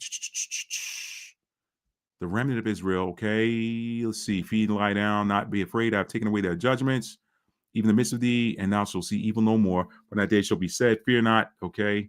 The Lord is in the midst of thee, mighty to save. He will rejoice over thee. Rest in his love. I will gather them to sorrowful. To see, behold, at that time I will undo all that afflict thee. Okay. All right. Maybe I read it. All right. I know I just saw it somewhere. Hang on a sec.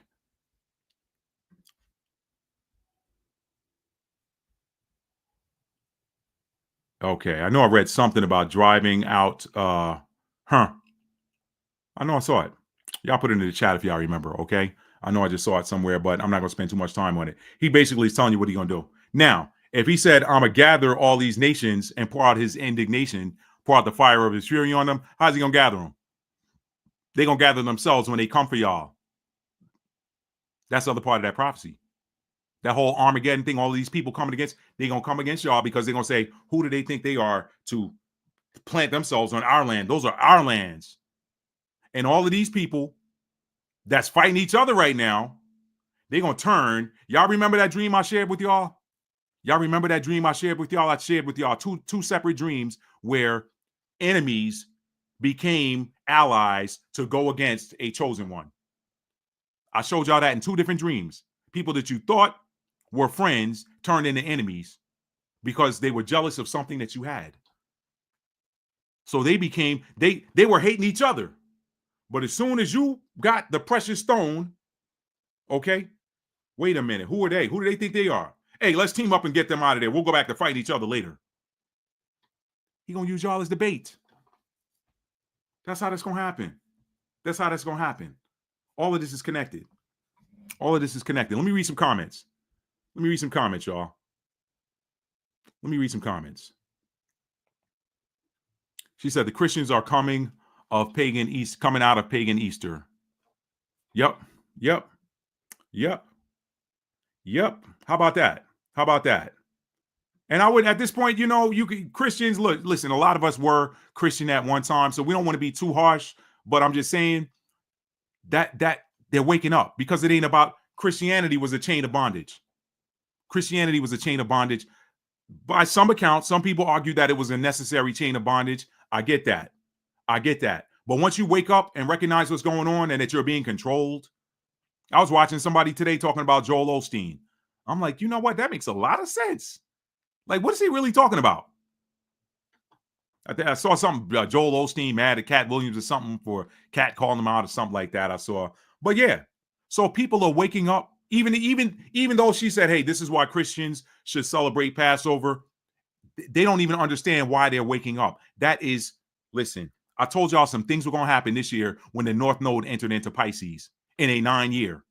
The North Node, is the destiny marker. It is the waypoint for the planet. The North Node changes signs every 18 months. Every 18 months, the North Node changes signs. This is why I knew some stuff was going to jump off when it was in the last sign, which was Aries. The North Node moves opposite the way you look at it. You look at it like, okay, now we're in Aries season. We just left Pisces season. We go to Aries, to Taurus, to Gemini, to Cancer, and so on and so forth. The North Node goes the opposite direction, which matches the cosmos. Because when you're talking about cosmic ages, it moves in that direction. Where we've left the age of Pisces, we're entering the age of Aquarius. So that moves in the same direction as the North Node. Y'all remember that. So the North Node is in the spiritual sign of Pisces. What is Pisces? Pisces is the ruler of the 12th house. What is the 12th house? The 12th house is the bridge between heaven and earth. The 12th house is the bridge between the conscious and the subconscious. The 12th house is the bridge between the current life and the afterlife. The 12th house is the house, the bridge between the physical realm and the spiritual realm. Anything that you manifest goes across that 12th house bridge and comes back across that 12th house bridge. The 12th house. So Pisces, with the North Node being in Pisces, I told y'all this last year when the North Node was still in Aries and we were still in that 8-year. We're in that cycle at 8-year. We're in a 9-year now. Okay, 9-year math. Why you say we're in a 9-year? 2025. 2 plus 0 plus 2 plus 5 is 9. This is a 9-year. There are 9 numbers. 1, 2, 3, 4, 5, 6, 7, 8, 9. Okay? 0 is that God number. That's the God number. Everything starts from nothing. Everything returns to nothing. That's that God number. Nothingness, I should say nothingness. Okay? So we're in that 9-year. 9 years, the end. 9 marks the end of a cycle. So when you're talking about a 9-year lined up with a North Node in Pisces, I told y'all then there's going to be some spiritual things that happen this year, some spiritual awakenings. I told y'all that. Okay. So we just had a Venus retrograde in the sign of Pisces. It started in Aries, it moved into Pisces. We got a lot of Piscean energy happening right now. Spiritual. There's a lot of spiritual awakenings happening right now. So this is why this is going on, y'all. Spiritual awakenings. I knew this was going to be on deck for 2025 when that North Node hit Pisces in January. I knew. And so this is why this year is unlike any other. Look at all of these transits that we got happening. Passover kicked off during a full moon in Libra. Libra is the sign of things coming back into balance. Passover kicked off during a full moon in Libra, which came on the heels of an eclipse in Aries, which came on the heels of a blood moon lunar eclipse in Virgo. If the north node is in Pisces, which is a spiritual sign, the south node is opposite, it's in Virgo. I talked about this last year. I said, you know what? The south node represents things that we're moving away from. We're moving towards the north node. So if we're moving towards the spiritual sign of Pisces, that means we're moving away from that service energy of Virgo. Virgo energy is all about service. So I started seeing this stuff. I said, you know what? 9 is the end of a cycle, and we got the south node now in Virgo. Virgo is about moving away from being in service to others. What if this is the breaking of the chains? Virgo is all about being in service to others. Virgo helps everybody's life better, helps make everybody's life better. Virgo is like an earth sign version of Aquarius. Virgo is like an earth sign version of Aquarius. Y'all, this is happening. This is happening, y'all. This is happening. A lot of people can feel this shift. They can't really see it, but they can feel this shift. There's a major energetic shift happening on this planet right now. And now you got Passover, where the offspring of those who participated in the original Passover are waking up and remembering that the Passover is the story of their ancestors. And it cannot be contained. It cannot be contained. The Revelations 2:9 and 3:9 crew can't contain it. Why? Because it's bigger than them. We on God time now. Let me read some more comments.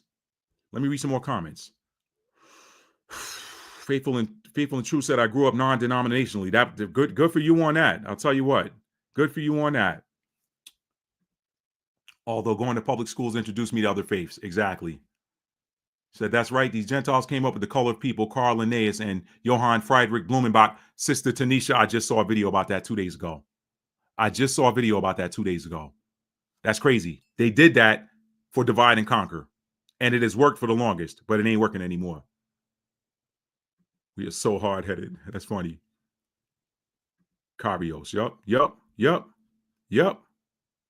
Did I skip? I think I skipped over a lot here. What happened? I did skip. My bad, y'all. Let me go back up. Oh, I skipped way now. Let me go back, y'all. My bad. Rapture vibes. Yep. But what is the rapture? It ain't what a lot of people think it is. I did a video breaking that down too. I was taught that Elohim is the divine title Yahweh chose for himself.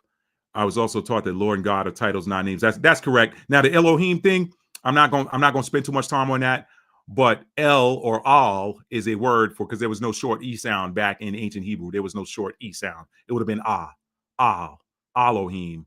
Okay, Al is like it's like a god. It's like if you break it down using ancient Hebrew, the is the ox and the La is the leader or the shepherd. So when you put and La together, you have Al, which is powerful leader. So that's the word that they used for God. If you were an Elohim, him is plural. When anytime they put that ym at the end of a word in Hebrew, it means plural.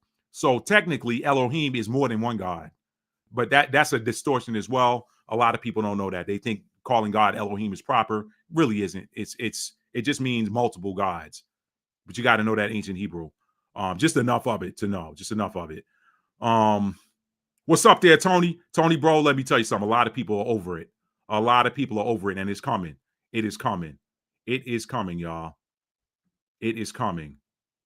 Behold, I'll show you a mystery. We shall not all sleep, but we shall all be changed in a moment, in the twinkling of the eye, at the last trump. And you know what that sounds like, Sister Tanisha? That sounds like a cosmic blast. That to me sounds like a blast of cosmic radiation activating DNA. That's exactly what that sounds like to me. For the trumpet shall sound, and the dead shall be raised incorruptible, and we shall be changed. Now that dead, that doesn't necessarily mean somebody laying in the ground. Ain't no skeletons coming up out of the ground, okay? Because the spirit, there's no dead energy laying there. And you leave here. I don't want to get into the whole reincarnation thing, y'all, but we don't just live one time. We don't, okay? I've said this before. I've said this in private conversations.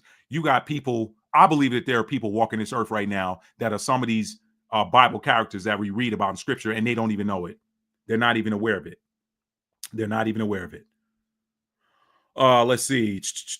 Tainted languages. That's correct. That is correct. She said, I thought it was just me saying the sun is more intense. It really is. It really is. Mike said, what's up, Mike? Mike said, in my crazy dream, when we were part of the Wise Council, final decisions were told only in sign language, so words couldn't be twisted. You know, what's funny is on the dreamscape, there is a lot of communication with no mouth moving. The majority of the communication that you see on the dreamscape, or AKA the astral realm, is telepathic. And there's a lot of telepathy happening right now, y'all. I could share some stories with you. There is a lot of telepathic communication happening right now. So we're being changed, whether we realize it or not. We're being changed right now into our astral bodies. Because when your head hits the pillow and you're dreaming about something, notice how these scenes are happening and you're communicating with people, but nobody's really talking. Y'all notice that? Talking same language via phones. Yep. What's up, cousin? Shalom, cousin. What's up? There is a river from Africa to America. You know that. You know it, Tony. Thank you for saying that. Thank you for saying that. The ancient mariners knew that. The ancient mariners knew that. Let me say this too. Because this is rubbing some people wrong, but y'all, you might as well get your head right for it. That entire Mediterranean region, once upon a time, was filled with people with copper-toned skin and kinky, coily hair. Some of it straight. Y'all know we got different grades of hair among us. We got different grades of hair. I used to wear a high top fade in high school. Y'all, I would leave the barbershop, wash my hair, and the top of my hair wouldn't even look like I got it cut. I used to be so mad because I have brothers whose hair is a little bit more curly than mine. So when they get theirs cut, it sits down. I'm like, man, how your flat top staying flat a week, 2 weeks, and mine looks messy on the top right after I got it cut. You know what I mean? We got different grades of hair, but that melanin, that entire Mediterranean region was melanated before they were driven out. He said, I drove them out. I just read the scripture for you. There's so many prophetic scriptures I could read here tonight, y'all. Curses are about to, it ain't about to, Sister Tanisha. They're reversing as we speak. They were already turning. I told you, go watch Trading Places. It'll update you with what's going on. My born days, Mark. Yeah, we'll talk. We'll talk, cousin. We'll definitely talk. The red heifers are not fully red. Shaking my head. They trying though, right? They trying. Bless their heart. They trying. Bless their heart. Matthew 24 and 6 through 13. Matthew 24 and 6 through 13. Let me go to that real quick. Matthew 24 and 6 through 13.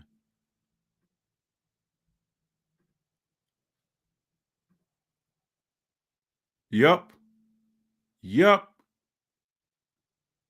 That's not one of the ones I got, but I do have one from Matthew, the parable of the wheat and tares. I'm gonna go back to Isaiah 16 as well. Not Isaiah, Jeremiah. I'm gonna go back to Jeremiah 16 as well.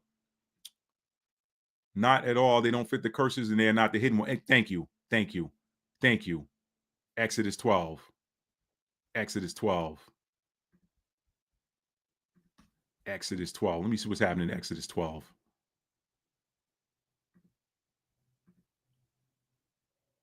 Right, that's the story. Okay, I got you. Exodus 12, okay? Mike said the number is 1,111. All you have to do is realize who they are and build the kingdom of God on earth. The number is 1. I'm not sure what you mean there, by Mike. If you can if you can clarify that. I'm not sure what you mean. Let's see. They will try to come after. You already know what's going to happen. It's happened before. Yo, listen, I'm glad you said that. Because that was something else I had in mind. Let me say this. You know that when you look at the original Exodus, what happened? When they left, what happened? Pharaoh was like, yo, my cash cow gone. Well, my cash cow gone. Them work. Nah, we can't let them go. Nah, go back and get them. Whoever don't want to come, kill them dead. Go back and get them. Same thing. There's always, when there's a huge exodus like that, of somebody that had control of somebody and refused to let them go, when they're gone, you get angry and that military comes for them. As it was in the beginning, so shall it be in the end. These are the bookends. This is the end of the book. It's the end of the story. I told y'all that Bible is about to be archived too. Once those remaining prophecies are fulfilled, there's a new book or set of books that goes with every age. There's already something written on deck waiting once we're fully in the age of Pisces, once this book has been archived. Some characters ain't gonna make the next play. Some characters ain't gonna make the next movie series. That's written. It said whose names were not found written in the Lamb's Book of Life, established before the foundations of the earth. What did Dolores Cannon say? Dolores Cannon, some of y'all know who Dolores Cannon is. I watched a video where she was talking about how in an NDE experience, she said she could see that people were coming into the earth and leaving like it was like a stage. It's like a stage play. You're coming in, some characters come in, other ones go off the stage. All right. Now, y'all can watch some near-death experience videos. I don't buy into that. I don't jive with that whole religious narrative. You live one time, you spend eternity in heaven or hell. No, listen, we're cosmic beings. We're cosmic beings. We come from different realities. We're multidimensional beings. This is why I've been telling people another manifestation hack. If you don't like your life or the way things are going for you right now, and you have a desire to be a different you, and you can see that with your mind's eye, that means that version of you already exists. Just change your frequency to that to match that one, and then you'll walk in that energy. This stuff is spiritual, y'all. This is why they came for the Messiah. He was teaching spiritual liberating concepts. Spiritual liberating concepts. I could also say spiritually liberating, but I prefer to say spiritual liberating, spiritual concepts that liberated people. And the church establishment didn't like that. They wanted you to look for God outside of yourself. And oh, by the way, come to me. I'm the man that can get you to God. You know how many times I heard people tell me, brother, you ain't in nobody's church no more? You got to have a covering, brother. You need a pastor to cover. You can't cover me. You can't no dude cover me. I'm not saying that. I'm not saying like my daddy, you can't pray for me. I'm not saying that. What I'm saying is a woman is a man's spiritual covering and a man is a woman's physical covering. A woman can't protect a woman like a man can. A woman cannot protect a woman like a man can. And a man cannot spiritually cover another man like a woman can. A man can't spiritually cover a woman like another woman can. We're physical beings, they're spiritual beings. When we sleep, when we at night doing, when our head hit the pillow and we doing this right here, that woman might be up praying. I could tell y'all stories about how my mother used to stay up all night praying. I would hear her. I wake up and hear my mother praying. I'd be like, oh. You know, you're a kid and back in the day, you hear your mom praying. You'd be like, my mom, man, please. And she's still the same person. She's still the same person. Cover me with nah, we good. My mom got me. I'm not saying my dad can't pray for me, but my mom do it. It hit different. It hit different. I'm just saying. There are men out there that are carriers of divine feminine energy, so they have those gifts. And when I say that, that's not to be mistaken for no girly man. That's not what I'm talking about. Energy is energy. Everybody has masculine energy and feminine energy. One of them is going to be dominant based on whatever your dominant chakra is. If your dominant chakra is your solar plexus, you're divine masculine, whether you are a woman or a man. It's about what's your dominant chakra. If your dominant chakra is your third eye or your heart, you're divine feminine. It's about what is your most powerful energy zone in your body. It ain't got nothing to do with your exterior or how you carry yourself. I'm sure there's some divine masculine men out there. Look, I ain't trying to call nobody out, but these dudes out here wearing acrylic nails and stuff. Nah, they ain't fly. They ain't fly. Nah, they ain't fly where I'm from. In my time, nah, that didn't fly. Do your thing if that's what you do. I ain't here to knock you. Do what you do. But that's some stuff that pertain to a woman, pertain to a woman. Some stuff that pertain to a man, pertain to a man. Anyway, let me get off of that. I don't even remember where I went with that. But I was talking about, she said they would try to come after us. And oh yeah, that's right. I was talking about when that cash cow leaves, somebody's got to come back and get it.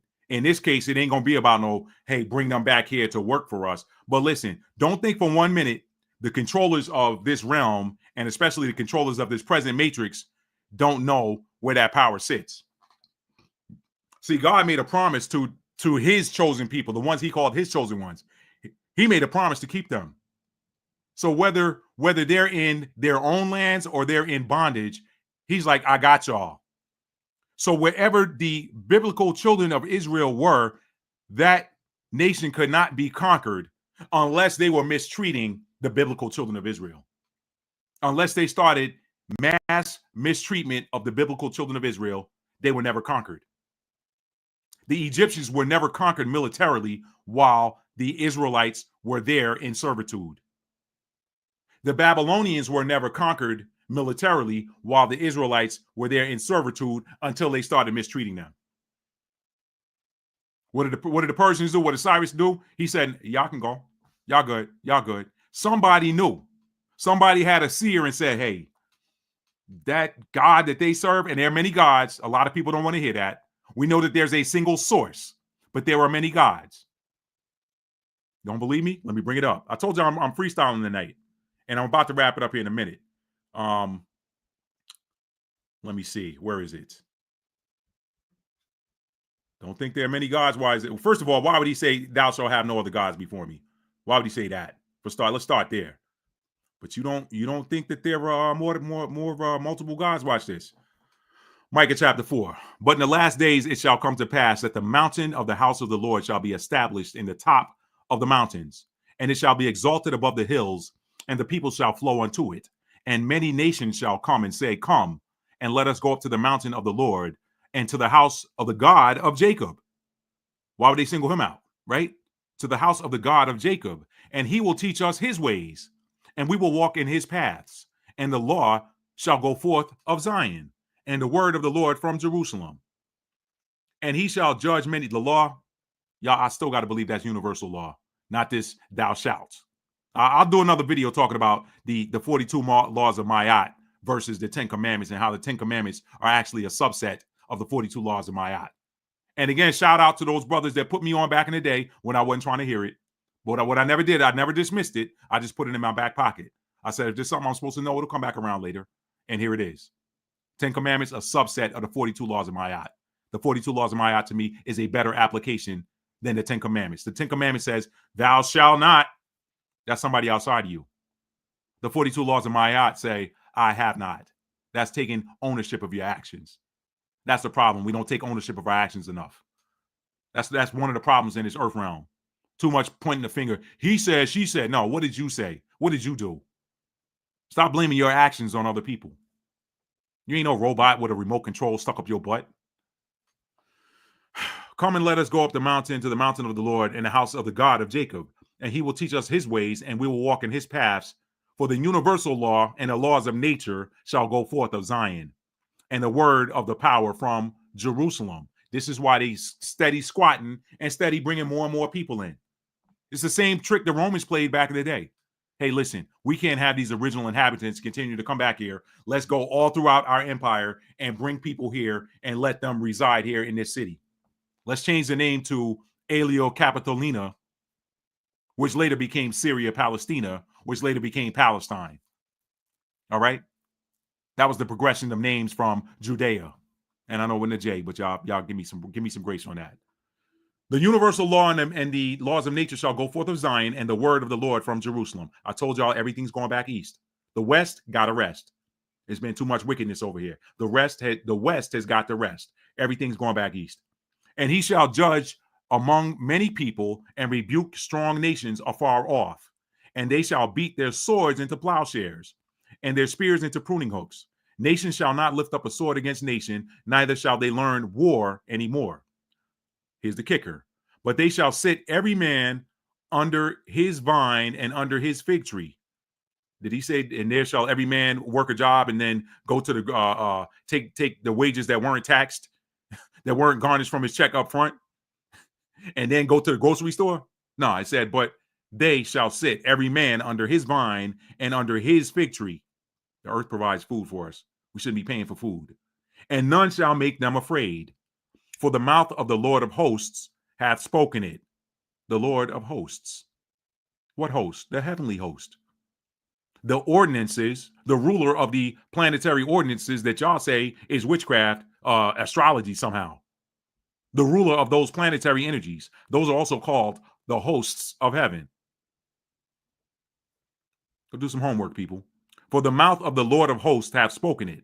For all people will walk, this is the kicker, for all people will walk everyone in the name of his God, and we will walk in the name of the Lord our God forever and ever. Micah 1 and 5. For all people will walk everyone in the name of his God, and we will walk in the name of the Lord our God forever and ever. Why is that distinction made? I told y'all, it's like fantasy football. This is my pick. Okay, I'll take him. I'll take her. I'll take her. There's many rulers. I mean, come on, y'all. I could give you a microcosm of that right now. Tell you to look at what's the planetary ruler of your rising sign. That's your chart ruler. I'm a Libra rising. My chart ruler is Venus. Somebody who's a Scorpio rising, their chart ruler is either Mars or Pluto, depending on how you want to look at it. Aries rising, their chart ruler is Mars. Sagittarius rising, their chart ruler is Jupiter. Everything they do, every aspect of their life is going to have some touch of Jupiterian energy in it. Luck. Man, how you get so lucky, man? That's that Jupiter influence. Man, how is that person so graceful? Everything they do. That's that Venusian energy. Why is that person so skilled at communicating? Their chart ruler is Mercury. This stuff is math. It really is just math. I don't know why people be tripping on it. Anyway, so yeah, there's more than one God. There's more than one God. People want to get in their feelings. Listen, just be cool. Just follow the laws of the universe and the laws of nature. It don't matter at that point. It don't matter if your God is, listen, why did the Most High call Abraham out of where he was? He called Abraham. He said, you know what? I like how you moving. Out of all of the people in the land of Ur, you're the only one that's rolling with the universal law, meaning you are subscribing your actions to my laws. Was there a law of Moses when Abraham was walking through the land of Ur, of the Chaldees? No. I don't know why we get so religious and want to change everything. Every time you hear law, you think that's the law of Moses. No, there's universal law and natural law. Everything else is an instruction or a rule that was created by man. I'm gonna be crunk up in here, y'all. Let me keep this moving. All right, so the blood of 48 states forbid the people to get DNA tested. Yep, that is correct. That is correct. So those naysayers that say, "Oh, God won't do that," Samuel 2 and 6, the Lord killeth and maketh alive. He bringeth down to the grave and bringeth up. Bring it down to the grave and bring it up. I'm not sure that means bringing somebody out of putting meat back on skeletal bones. And listen, listen, when you understand that you are an eternal soul that exits the body, all right, that exits the body. If you can say your name without moving your lips, I just said mine, that is the energy that occupies the body. This is just a vessel. When you exit the vessel, if you come back in another vessel. You come back in another vessel. Peter, who do men say I am? Some say you're John the Baptist. Some say that you're Elias or one of the prophets. Well, Peter, who do you say I am? I say thou art the Christ. Flesh and blood didn't reveal that to you. Why would the people say that he's a prophet that's been dead 500 years? They understood that we die and come back. So if you come back and then you die again, which set of bones is he going to resurrect? The bones from 1872 or the bones from 1925? You don't lived here and died twice. Which set of bones going to resurrect? Are both of them going to resurrect as you? This is why I tell people you got to be able to break this stuff down. You don't live just one time, and then if we lived just one time and the soul never came back, then I would jive with that story of bones going to come up out of concrete. Some of these people get buried. They get caskets put inside of concrete casings and then buried 6 feet under. Anyway, I ain't picking on nobody. I'm just saying we got to think. We got to think a little bit. We got to think. Zephaniah 3 and 8. I think I read that one already. Let's see. Zephaniah 3 and 8. I'm pretty sure I read that because I just read Zephaniah chapter 3. Zephaniah 3 and 8. Therefore, wait upon me, saith the Lord, until the day that. Yeah, I read that. Yep. Karios, Yahweh Elohim. Yep, read that. I have a friend that says Trump is the last trumpet spoken about in Revelations. What do you think about this, cousin? I don't know that that's a play on his name, but I don't think that there'll be another. This is just me sharing my opinion. I don't think there's another president coming after Donald Trump. I think we're that close to the flip. I think we're that close to these prophetic things happening. I think it's that close. I don't think there's another president coming after him. If there is, then the way I see it, we know that the earth is splitting.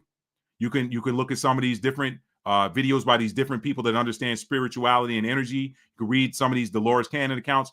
There is a 3D, 5D split happening. It was talked about by the Messiah. I did a video on it titled, "Is the 3D, 5D split foretold in Scripture?" Absolutely it is, okay? So that means there's a reality split where some people who are vibrating at the right frequency are going to experience heaven on earth, and people that are vibrating at a lower frequency, they're going to get stuck in this continuing to go corrupt reality that we live in right now. So yeah, I know that's a long answer to a short question. He said, I'm aware of that. I'm Iob of the Bible. Got you, Tony. I hear you. Thank you, cousin. Thank you. The Year of the Beast, the new last Transformer movie, when the blue light hit the earth, they had changed in the twinkle. Oh, I got to see that. So the very last Transformer movie, let me know. I want to see that. I might start watching that tonight. Thank you for sharing that, Sister Tanisha. How can you tell where you have 0 degree placement in your birth chart? Workout Junkie, just look at your chart. Your natal chart has, it's got, let me bring up one. Let me bring up one on the screen here. Hang on a sec. Let's do this. I'm just going to go to this website called, let's see, Astro Charts, Donald Trump. Let's bring up his natal chart. Okay. I'm going to bring up Donald Trump's natal chart, okay? And I'm going to share it to the screen so you guys can know what I'm talking about.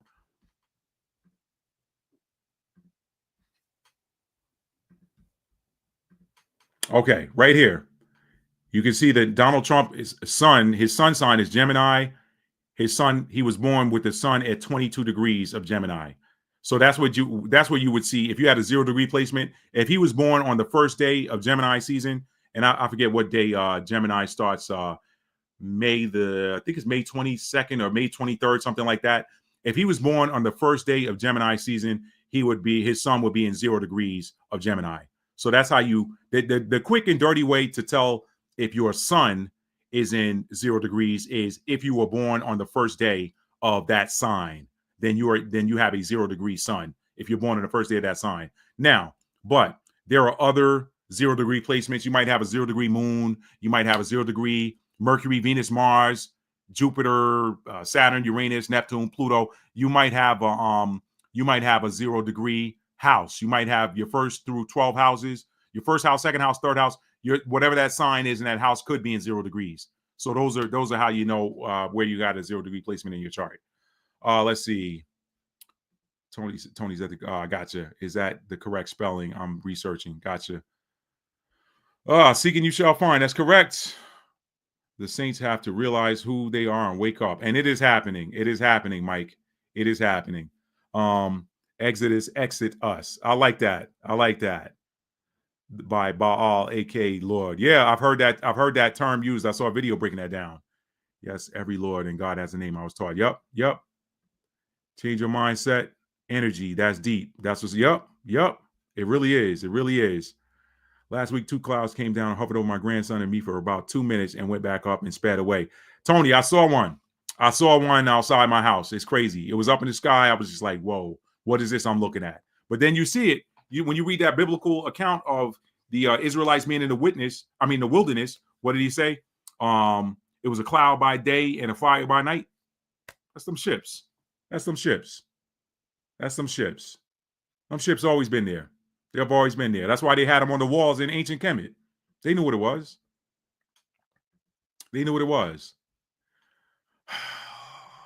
Let's see. What's up, more and more books? Thank you for joining. Thank you for joining. All right, y'all. Let's see. What is up, Maya? What's up? What's up, niece? Going back to Edom. Hey, he said he's got well, you know, I'm gonna tell you something too now. That ain't just about, I gotta tell y'all, man, we gotta get out of the color thing. We gotta get out of the color thing because listen, let me bring this up. Let me bring this up.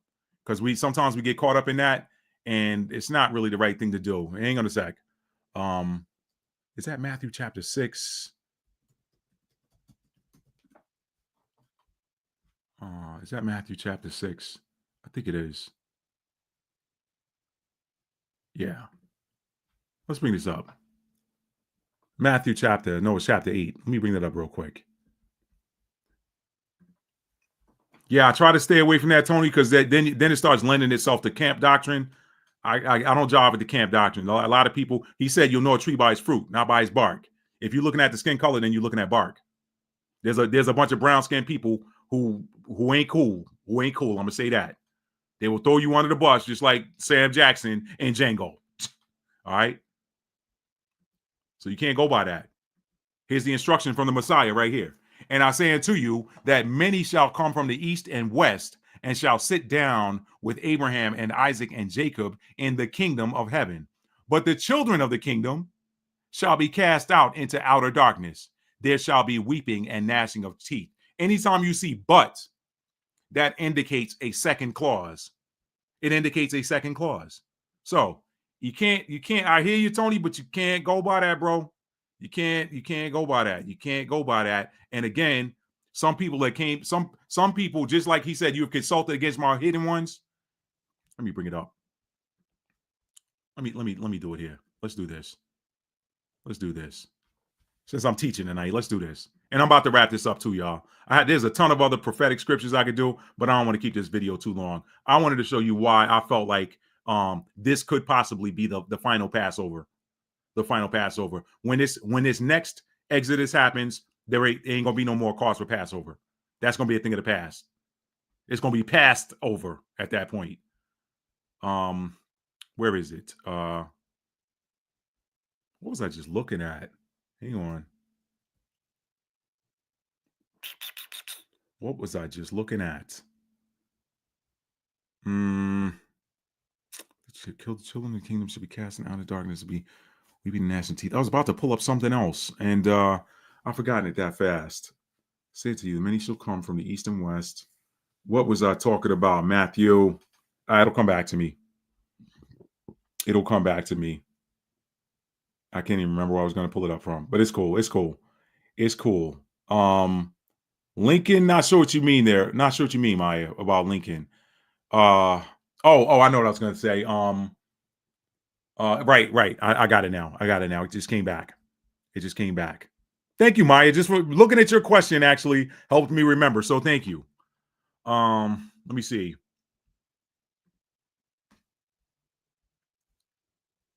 See, sometimes we think we got the Most High figured out, and we don't. Okay.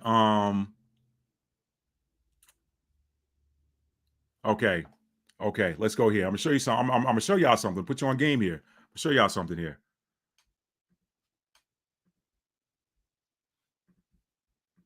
Psalms 83, a song or psalm of Asaph. Keep not thou silence, O God. Hold not thy peace, and be not still, O God. For lo, thine enemies make a tumult, and they that hate thee have lifted up the head. They have taken crafty counsel against thy people, and consulted against thy hidden ones. Who's to say the Most High can't hide somebody that he needs to do a job in a suit that looks like who he needs to put them into to infiltrate? You think Satan ain't got people in brown suits that swear they're your brother, but they throwing you under the bus any opportunity they get? They secretly spying on you and running messages back to a handler. You don't think that's happening? If that's the case, then guess what? The Most High can hide one of his servants in a suit that don't look like you, that don't look like me. That's why you can't get caught up in that. That's why he said, you'll know the tree by its fruit. not by its bark. If somebody put a sign on an apple tree that says world's greatest oranges and grapefruit, and a guy standing in front of it saying, no, this is an orange and grapefruit tree. I know those look like apples, but they're really oranges and grapefruit. Can I take one and taste it? No. You can't touch it. But we want you to know that this is an apple tree. I mean, this is an orange and grapefruit tree. That's why the Messiah gave that instruction. Because if you looking at the bark, all right, I ain't gonna spend more time on that. Anyway,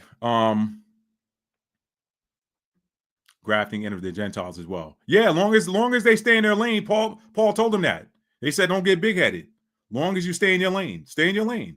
Don't forget. I mean, and listen, that instruction was given back in the days of Exodus and Leviticus, where he told them how to treat sojourners. So that hasn't changed.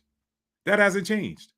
This is why certain people, I ain't trying to get into the colorism because I know everybody's different, but this is why certain people on this planet will welcome anybody. Anybody, hey man, look, you want to come hang out? You want to come to the cookout? You want to come to the neighborhood? Come on. Hey, y'all, that's such and such. Yo, he cool.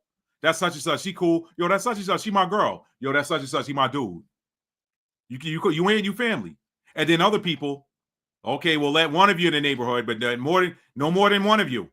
Hey, vet him and make sure he's somebody we can trust. Vet him. Make sure he plays by the rules. That's how the other side do. Y'all already know what it is, man. He was talking to only one people when he said you're the salt of the earth. People get up in their feelings about that. I'm gonna play this. This may seem divisive to some, but I'm gonna play this, okay? And I told y'all we freeform tonight. You know what? Nah, something told me not to do it. I'm gonna follow my spirit. I'll leave that alone. I'm gonna leave that alone. But that being said, listen, you know them by their fruit. Okay. Let's see. Enoch operated on Yahuwah law. Absolutely. I tell people that when they say the book of Enoch said that we weren't supposed to learn astrology. If you go 2-3 chapters ahead of that part of the book of Enoch, you'll see where the angel of the Most High taught Enoch how to read the stars. So who ain't supposed to read it? Said Trump said this is the last election. Yeah, because he's trying to make himself a king. That's why. I don't get caught up in the politics no more. I got things I like about Donald. I got things I don't like about him. I can say the same of anybody. Okay. I just deal with the person on the level of whatever we dealing with at the time. Some people like lima beans. I don't like lima beans. You bring some lima beans out, I'm sorry, I can't eat them. I don't like lima beans. I love you. I don't like lima beans. Don't bring me any. I don't eat them. Okay. You can't make yourself like something. You can choose to love, but you can't make yourself like something. So anyway, Beauty of Course said, thank you, Matt. I'll go back. I have only been able to catch some of this. You look amazing in that call. Oh, thank you so much. Thank you. I appreciate that. Thank you. We are enslaved by our thoughts, enlightened by our service. Yup. Hotshot said, you said it right. Samuel Jackson and Dang Django. You already know, Hotshot. You already know. Tony said, not looking at the color, there's a Christian nationalist movement that are going. Oh, I see what you're saying. Okay. I feel you. Okay, Tony, I got you. Much respect. I got you. Okay, family, listen. We're a little over 2 hours. I got more prophetic scriptures I could read that would support this being the last one. But let me wrap up with this. Let me wrap up with this one right here, because I did want to go back. I told you I was going to go back to Jeremiah 16 and finish that off. So let me go back. Oh, I'm doing a lot of travel here. Let me just click right there and go to it. Oh, let's see. There's so many scriptures, y'all. So many scriptures is telling you what's going to happen. Joel chapter 3 is another one. He's telling you what's going to happen, y'all. And I think again, it has to deal with a critical mass. I think it's got to deal with that critical mass, y'all. All right. Let me read this. I'm going to read this all the way through to the end. Jeremiah, and then we're going to go home. Jeremiah 16 and 14 through the end. Therefore, behold, the days come, saith the Lord, that it shall no more be said, the Lord liveth that brought up the children of Israel out of the land of Egypt. But the Lord liveth that brought up the children of Israel from the land of the north, and from all the lands whither he had driven them. And I will bring them again into the land that I gave unto their fathers. Behold, I will send for many fishers, saith the Lord, and they shall fish them, Y'all know what fish do? Fish catch. Fishermen catch, okay? They catch, they pull out, they put in the bucket to carry away. And after will I send for many hunters, and they shall hunt them from every mountain and from every hill and out of the holes of the rocks. One is a fisherman, the other is a hunter. Fishermen gather, hunters kill. He's telling you the order. He gonna bring them back into the land that he gave to their fathers. That's the fishermen, that's the fishing part. What's coming after that is the hunters. Okay? For mine eyes are upon all their ways, they are not hid from my face, neither is their iniquity hid from my eyes. And first I will recompense or pay back their iniquity and their sin double, because they have defiled my land. They have filled my inheritance with the carcasses of their detestable and abominable things. Y'all know what they're doing already. They're doing all kind of weird experiments. And they doing, if you think of it, they probably have already done it. Google proves that. You Google it, it's coming up before you can finish typing it. Verse 19 is the kicker. O Lord, my strength and my fortress and my refuge. Period. They didn't put the period there. Period. O Lord, my strength and my fortress and my refuge. Period. In the day of affliction, comma, the Gentiles shall come unto thee from the ends of the earth, and shall say, surely our fathers have inherited lies, vanity, and things wherein there is no profit. What is an inheritance? Something that gets passed down. This is why I ain't even mad at the offspring of 1948 state. They've been listen. They taught us that when I was growing up in elementary school, even in the churches I went to. Hey, y'all gotta take care of them people because they God's chosen people. What am I, chopped liver? Some things ain't adding up. Anyway, let me get off that.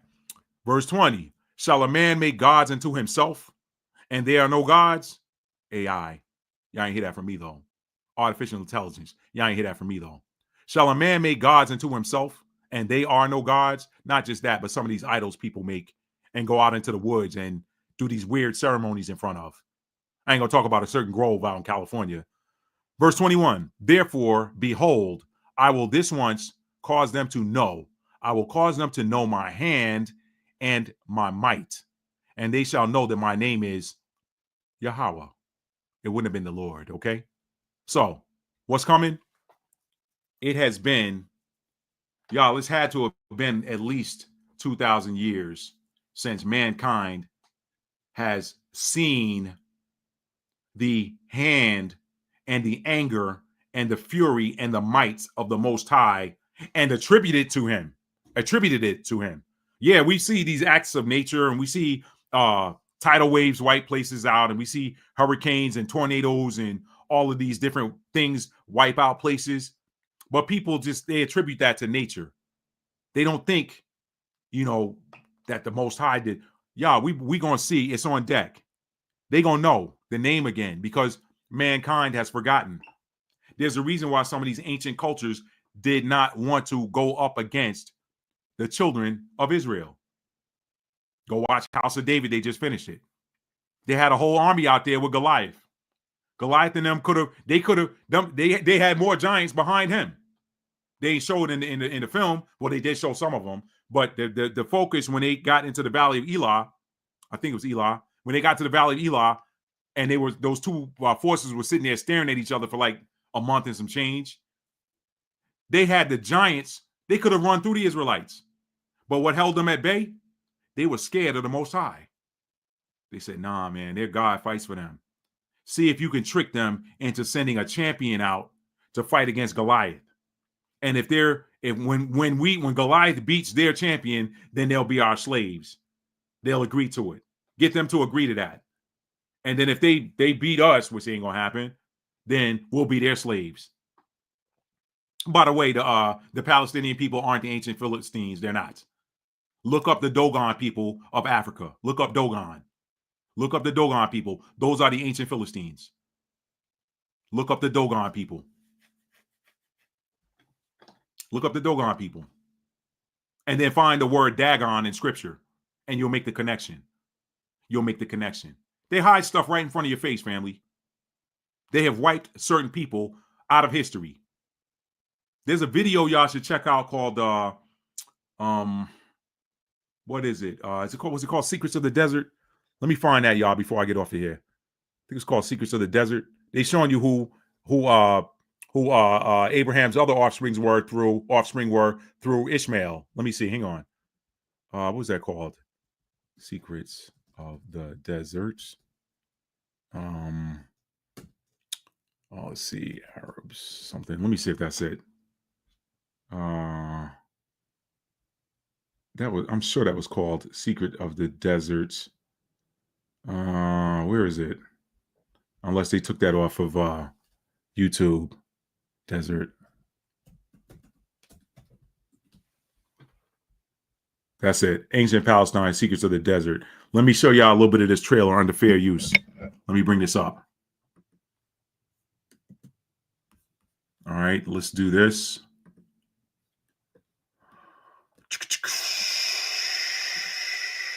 They tried to wipe all the brown skinned people out of history and just make it all about, they were slaves. That's it. Everywhere, all around the planet, y'all, all them lies are falling away. They're all falling away. All praises. Y'all check this out. I'm showing this under fair use.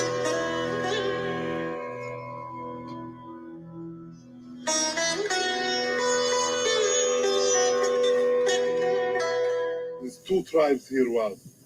The Tarabini tribe from this side, and for up there, Azazma tribe. My father was here, my grandfather was here, my mother was, when she was young, she was here. This was the fulling of life. You see that wheel? Everybody, every tribe come here.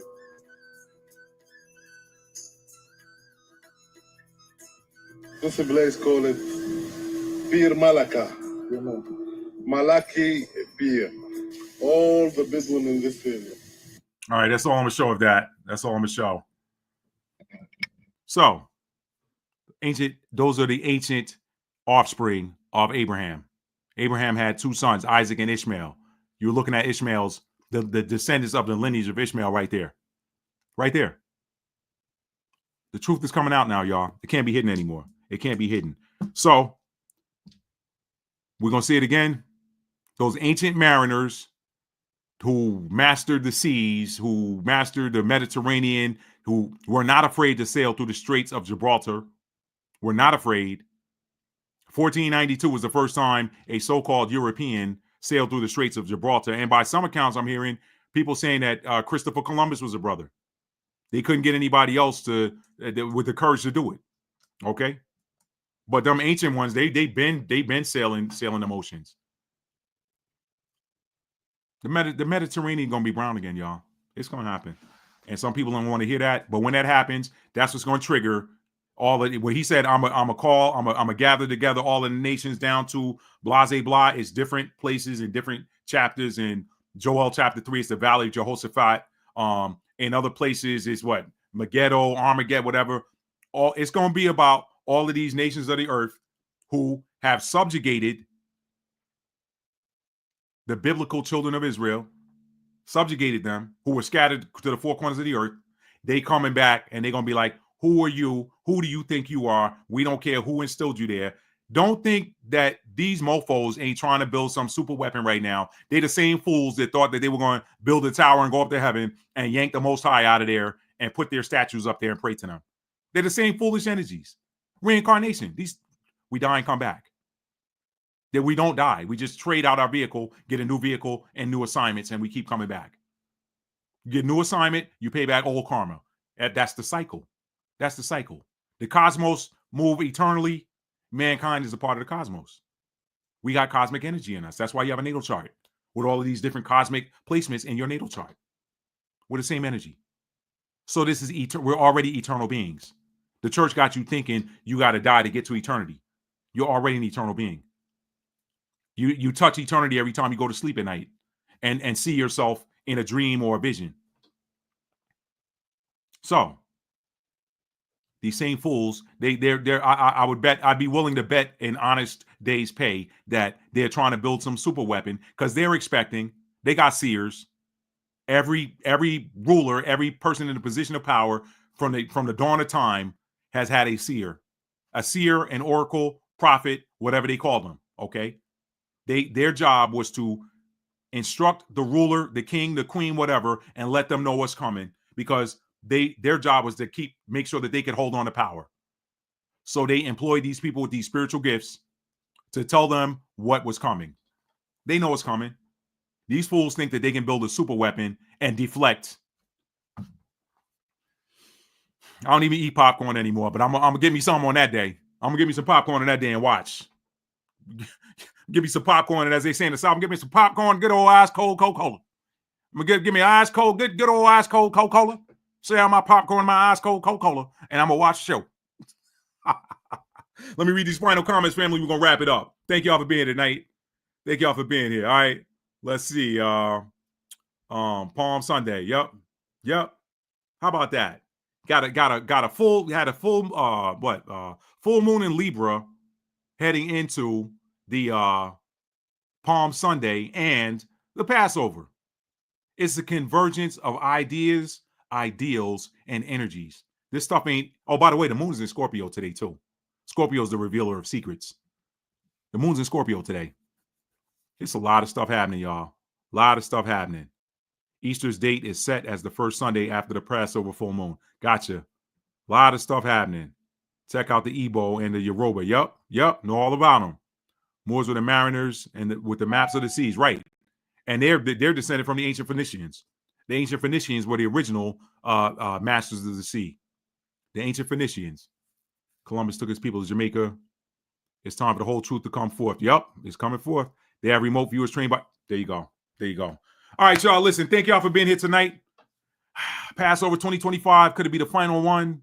Let's search the scriptures to find answers. I think we did that tonight. I'm going to go out on a limb and say I think this is the last Passover. I think it's the last one, but I could be wrong. I could be back in next year saying, hey, y'all, I got that one wrong. But I'm seeing too many cosmic alignments and too many things happening rapidly. So who's to say, y'all? There's a lot of stuff happening. There's a split happening. Some going up, some going down. That's what's happening. So thank y'all for being here tonight. On your way out, if you like the video, and please give it a thumbs up. If you're new to the channel and you like being entertained, educated, uplifted, inspired, hit that subscribe button and make sure you set your notification bell to all so you'll be notified when I drop new content, all right? And last but not least, family, next to the last. I don't care where we are in the age. It is never too late to operate in that love frequency, all right? Tell somebody you love them and mean it. Tell somebody you love them and mean it. How you mean it? You got to show it. Love is a verb. It's a noun as well, but when we focus on the verb, the noun takes care of itself. It always does. And the last thing I'll say is this, family. The last thing I'll say is this. I've been saying it all year. I'm going to continue to say it. Authenticity. If you want to reach your destiny, the only way to get there is to operate in the energy of authenticity. You are here as a representative of your higher self. Your higher self is your full 100% authentic you. We forget that when we're born. That's part of the game. Okay? So if you want to get in full alignment with your higher self and walk as a God in the flesh, the only way you're going to do that is through the energy of authenticity. You can only be who you are. You can try to be something else, but it's not going to work very well. I've learned that the hard way. I've learned that. I've had to learn that. Look, you can't be anything other than what you are. And thank God for our teammates, all of us. All of us comes here with teammates. We have people that make our lives easy. We have people that push us into our destiny. Then we thank God for all of them, okay? We thank God for all of them. Those people that push us into our destiny, they make it life a little bit tough until we learn to operate in our authentic self. And then those lessons don't have to be learned anymore. So I've had to learn. Hey, Matt, you know what? You're Libra rising. You're acting like a 7th house Libra. You're not a 7th house Libra. You're a 7th house Aries. Stand up in it. Stand up in it. And the only reason I'm bringing up the 7th house is because we just came through a major Venus transit. Venus rules over the 7th house. And we just had the full moon in Libra. And Libra is the ruler of the 7th house. Libra's the sign that rules over the 7th house. So that's why I use that for example. I acquiesced a little bit too much for a long time. And I realized Aries energy is not about acquiescence as a default. Yeah, you might acquiesce sometimes, but that's not the default for Aries. Aries is going to look at it first. All right. So I just use that for an example. Use myself. I am not afraid to put myself out there for you guys. All right. So authenticity is the only way to your destiny. Thank you all for being here tonight. I love you guys. On the way out again, please tap that like button. Allie, thank you for being here. Thank you for being here. So by the way, guys, ladies, if y'all have done, I need to say this. This is something new for 2025. So I'm making this retroactive for anybody that has worked with me in the past.